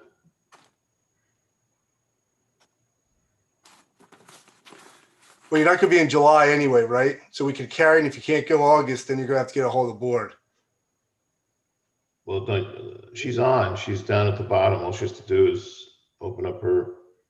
Right, but you could ask for it be adjourned again if you can't do it in August, is what I'm getting. Oh, I see what you're saying. We'll announce that you're going to carry it until August. If that's an issue, please contact the board secretary before. Okay. All right. Thank So you. if anybody's on for that one, that's also going to get carried. That's going to get carried to the August. They're not going to need to renotice. Thank you. Thank you. Thank you. All right, let's move on to the Carollo application, 425 Red Rock. Lot 497, lot 85. Good evening, Mr. Chairman, members of the board. For the record, Bruce Whitaker from the firm of McDonald Whitaker, representing the applicants Anthony and Lisa Carollo, in connection with variance relief being sought for the installation of a pool in the rear yard. I promise to be brief. This is a carryover from the last meeting. And at the last meeting, there was some suggestions made and there was some thoughts about looking at an alternate way to accomplish what the applicant wishes to accomplish. And I believe that in the revised plans that you have that were prepared by David Hall's office, and we're going to go over tonight, we've met those expectations. We have a pool variance. We have a structure that's an accessory structure, which is level to the ground with a patio around it. We're looking at a 5-foot rear yard setback where 10 is required and 5.3 feet for a side yard. At the last meeting, there was some talk about the fencing for the pool being at the top of the wall. The board recognized the wall is very high. I recall the chairman saying the wall was one of the reasons why you would even consider variance relief, because the wall basically serves as a very natural buffer with the height of it. There's extensive landscaping at the top of that wall. We have modified the plan so there is no fencing and no disturbance at the top of the wall, which was some of the concerns expressed by some board members. We've reduced the pool size by 2%. We, at this point, have putting the fence, a code compliant pool fence, down next to the wall, 3 feet away from the wall, which is code compliant. There is only one fence. I know in the work session there was some confusion, but that'll be explained on the plan, but stipulating there is one fence. The pool, as I think you can see now, is a very modest pool. Has been stated before by Mr. DeGennaro, we are in this zone that is a bit different than the other zones you usually deal with. This is a multifamily affordable housing, MF/AH zone, which has very different standards. Most importantly, for the board to recognize, we are under as it pertains to impervious coverage. We are under as it pertains to building coverage overall. With that said, that's an overview of the application. I think variance relief can be granted under NJSA 40:50-C1 in connection with there being a lawfully existing structure and the applicant's rear yard being the way that it is, that to try to comply with the code in this instance would create a hardship. Unless there's any questions of me, I would have Mr. Vince testify, who's already under oath for the purposes of explaining very briefly the revisions to the plan. After that, I have Jessica Booth from Borst Landscaping for purposes of explaining the extensive landscaping that's proposed for this installation. Okay, and I don't know if we mentioned it before, just for the record, Mr. Borst has recused himself from the application. Understood. Thank you. So Mr. Vince is going to testify right now? Yes. And you are still under oath. I just want to remind you of that, as your attorney did as well. Okay, I'm going to share my screen if that's okay. Okay, what I have on the screen is the revised plan. I don't recall, did we mark the plan? It's the same plan as everybody has in their submission package. This would be A3. Okay, and it was last revised 6/8/21. So you can see here, we did revise the plan. We relocated the fence to the bottom of the wall. That was a drafting error on our plan. The leader arrow should have been extended to show the new fence location. I am outlining the fence location with my mouse. The fence is proposed to be 3 feet off of the wall, which is compliant with the swimming pool and the building codes. There is a gate to get back here. Between the wall and the fence is a stone area that just so that we can maintain it, blow the leaves out. So there is a gate that allows somebody to get in there to maintain the property. As Mr. Whitaker indicated, there is large landscaping at the top of the retaining wall, which is proposed to remain. In order to make up the grade differential, as the chairman had asked, we are proposing a slight knee wall so that the gate can swing on a level area. And then the existing slope that's there would be in the rock area. So the swimming pool would be relatively level with the finished floor of the house. The finished floor of the house is at 323.7. You come down a few steps and about where the existing patio is now, and the yard would be relatively level. And again, that grading would be made up in the rock area and with the knee wall that's proposed. We did reduce the size of the swimming pool slightly. The square footage went from 495 square feet to 476 square feet. And the dimensions at the widest points of the pool, since it's an irregular shape, is it went from 33 by 16 to 32 by 14. As Mr. Whitaker indicated, this is a modest sized pool. But that is the 30 feet is probably about the smallest you can get to go to a 6-foot depth. Because in order to have a deep end, you do need to have a slope in the pool, which takes up length. So we feel that we've made the pool as small as we can reasonably to still be able to feel like a swimming pool and not necessarily a lap pool or a wading pool. So it is a modest sized pool. The side yard setback, it was reduced from 6'3" to 6.3 to 5.3 feet. The reason for that is to maintain the 10-foot separation with the house. So we did have to bring the swimming pool closer to the side yard. But if you recall in the pictures I showed at the last meeting, there is substantial vegetation along the neighboring property to the southwest. The rear yard setback has been increased actually. The previous submission had the rear yard setback at 3.6 feet, and we have increased it to 5 feet. We did not show the dimension, but we will stipulate to the fact that there will be a 5-foot separation from the property line to the edge of the patio. Then there's a 2-foot patio area around the edge of the pool for safety, and that's between the pool and the fence. So I would say that's pretty much the changes. I just want to reiterate to the board that this swimming pool, although we are asking for setback variances, it's an accessory structure variance. This accessory structure is below ground or at ground level or below the ground. It's not like a shed or something that would be obtrusive.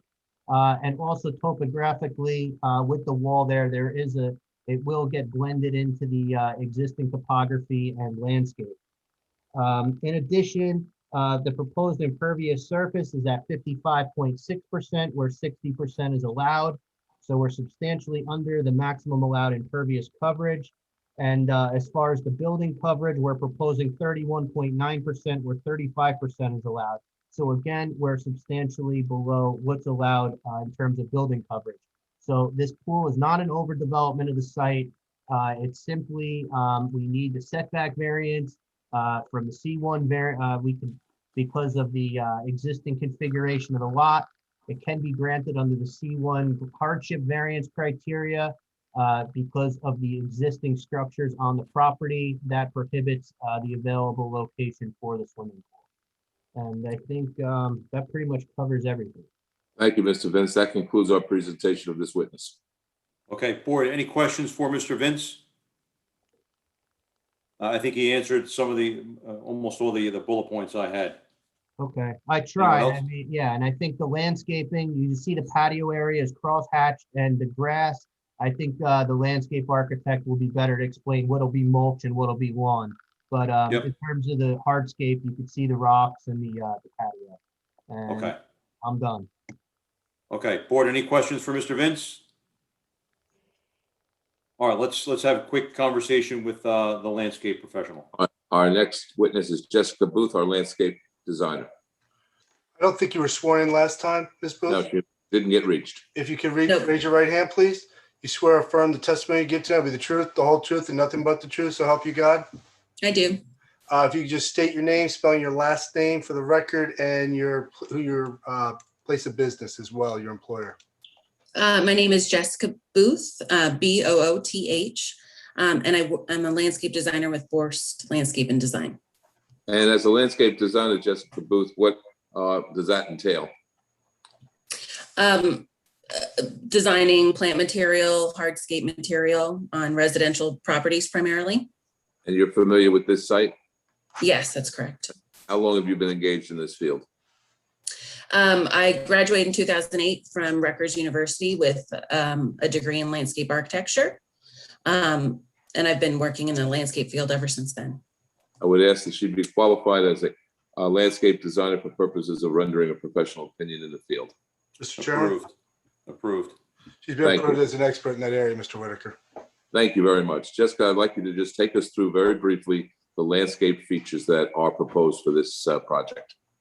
Sure. So the right side would be lawn. So the hardscaping would go up against a lawn at level grade. The left side would be planting bed of hydrangea and spirea up against the fence, and then a mulch area towards the pool equipment and AC units. On the basis of the landscaping that's being proposed and the existing landscaping, is there sufficient buffering between this property and the adjacent properties? Absolutely. Thank you. I have nothing further, Mr. Chairman. Okay, so everything that we see that's not hatched or shown as patio on the landscape plan is going to be grass. I just wanted to identify, just so we were clear, and when the inspections come in, we know what to expect. Sure. So can I share my screen? Would that be okay? I can share the landscape plan. Unless you can answer the question, is everything that we see that is just whited out says lawn, that's all going to be grass? That's all going to be the driveway. We see the paver walkway going around the right-hand side. We see the pavers in the back and the patio around the pool. Everything else would be grass.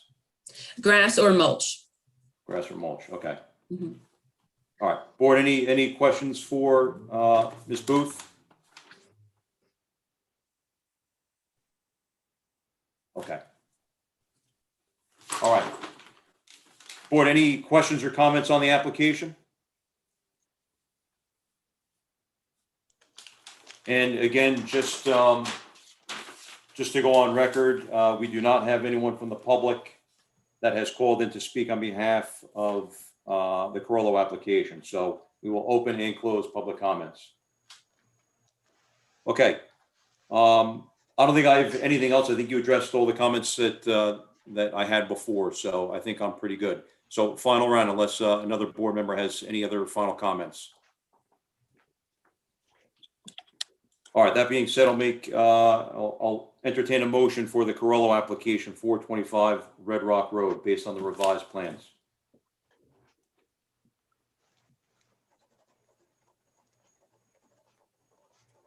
This is an opportunity for someone to speak. If you want to take yourself off mute, rather than just hearing me the whole time. I'll make a motion to approve the 425 Red Rock Road application with the stipulations that we spoke about. Okay, motion by Ms. Riota. Do I have a second? Seconded, Mr. Chairman. Thank you, Mr. Tanis. Ms. Mitchell? Ms. Rizvani? Yes. Mr. Christ? Yes. Mr. Tanis? Yes. Mr. Kalpagian? Yes. Ms. Riotto? Yes. Chairman Fry? Yes. Okay, Thank thank you you very for much, following the everyone. board's comments. Mr. Whitaker, thank you. Good to see you. Good luck with Good to see everything. you always. Have a very nice Right. evening and a nice holiday. Take care. Night, Bruce. Thank you. Good night.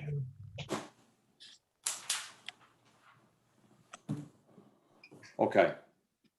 All right, so let's at least start the 727 Charnwood. I appreciate everyone's patience. Let's just kind of get into it. This one isn't overly challenging, but let's just hear what's going on and then maybe give some insight to the applicant. We'll see how far we get. Good evening, Mr. Chairman, members of the board. Thank you for hearing our application and sticking with us tonight. For the record, Christopher Canzani of Canzani Architects in Paramus, New Jersey. And I have been before this board on many occasions and qualified in the field of architecture. I swear that. Let me, Chris, I'm going to swear you in, and Sure. then obviously the board accepts you as an expert. I leave that to them. You swear affirm the testimony you give tonight will be the truth, the whole truth, and nothing but the truth. So help you God. I do. Again, just for the record, if you can state your name, your place of business, and just spell your last name, please.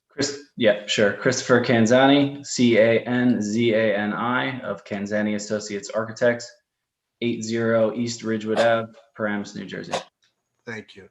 Mr. Chairman, I know he's been before this board many times. I leave that to you. No, I agree. He's been before the board. He's certainly qualified to testify as an architect. All right, Mr. Kanze, obviously you've been accepted as an expert in architecture. Thank you. So the proposed work at 727 Charnwood Drive includes a second floor addition and exterior improvements to the home, as well as some other interior alterations. The bulk of it is on the second floor and kind of reworking the massing on the front of the house, taking what is now sort of an expanded cape into more of a two-story structure that you can see on the plans. Again, the concern here was the overall gross building area, which currently exists at 4,912.3 square feet. And with a proposed addition of just shy of 700 square feet, that gets us to 5,612 square feet. So increasing that area, albeit already over the 3,700 square feet, requires variance relief based on the enhanced side yard setback. That existing side yard setback of 20.6 feet is to remain as is, and all proposed work is within conforming setbacks from there and being built over the existing foundation and footprint. The existing lot is conforming in lot dimensions, area, and also conforming with coverages and other setbacks other than the enhanced side yard on the left-hand side.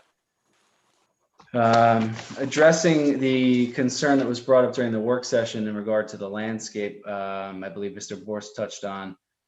There was a note included on the drawings that kind of touched on that, just mentioning that, based on what's there already, it's pretty significant landscaping on the home, and the homeowner is fairly happy with it. So their thought is to, and it's been communicated to the builder as well, that he's going to scaffold and protect as much landscape as possible there. And in the event that it is in fact damaged, it will be replaced in kind.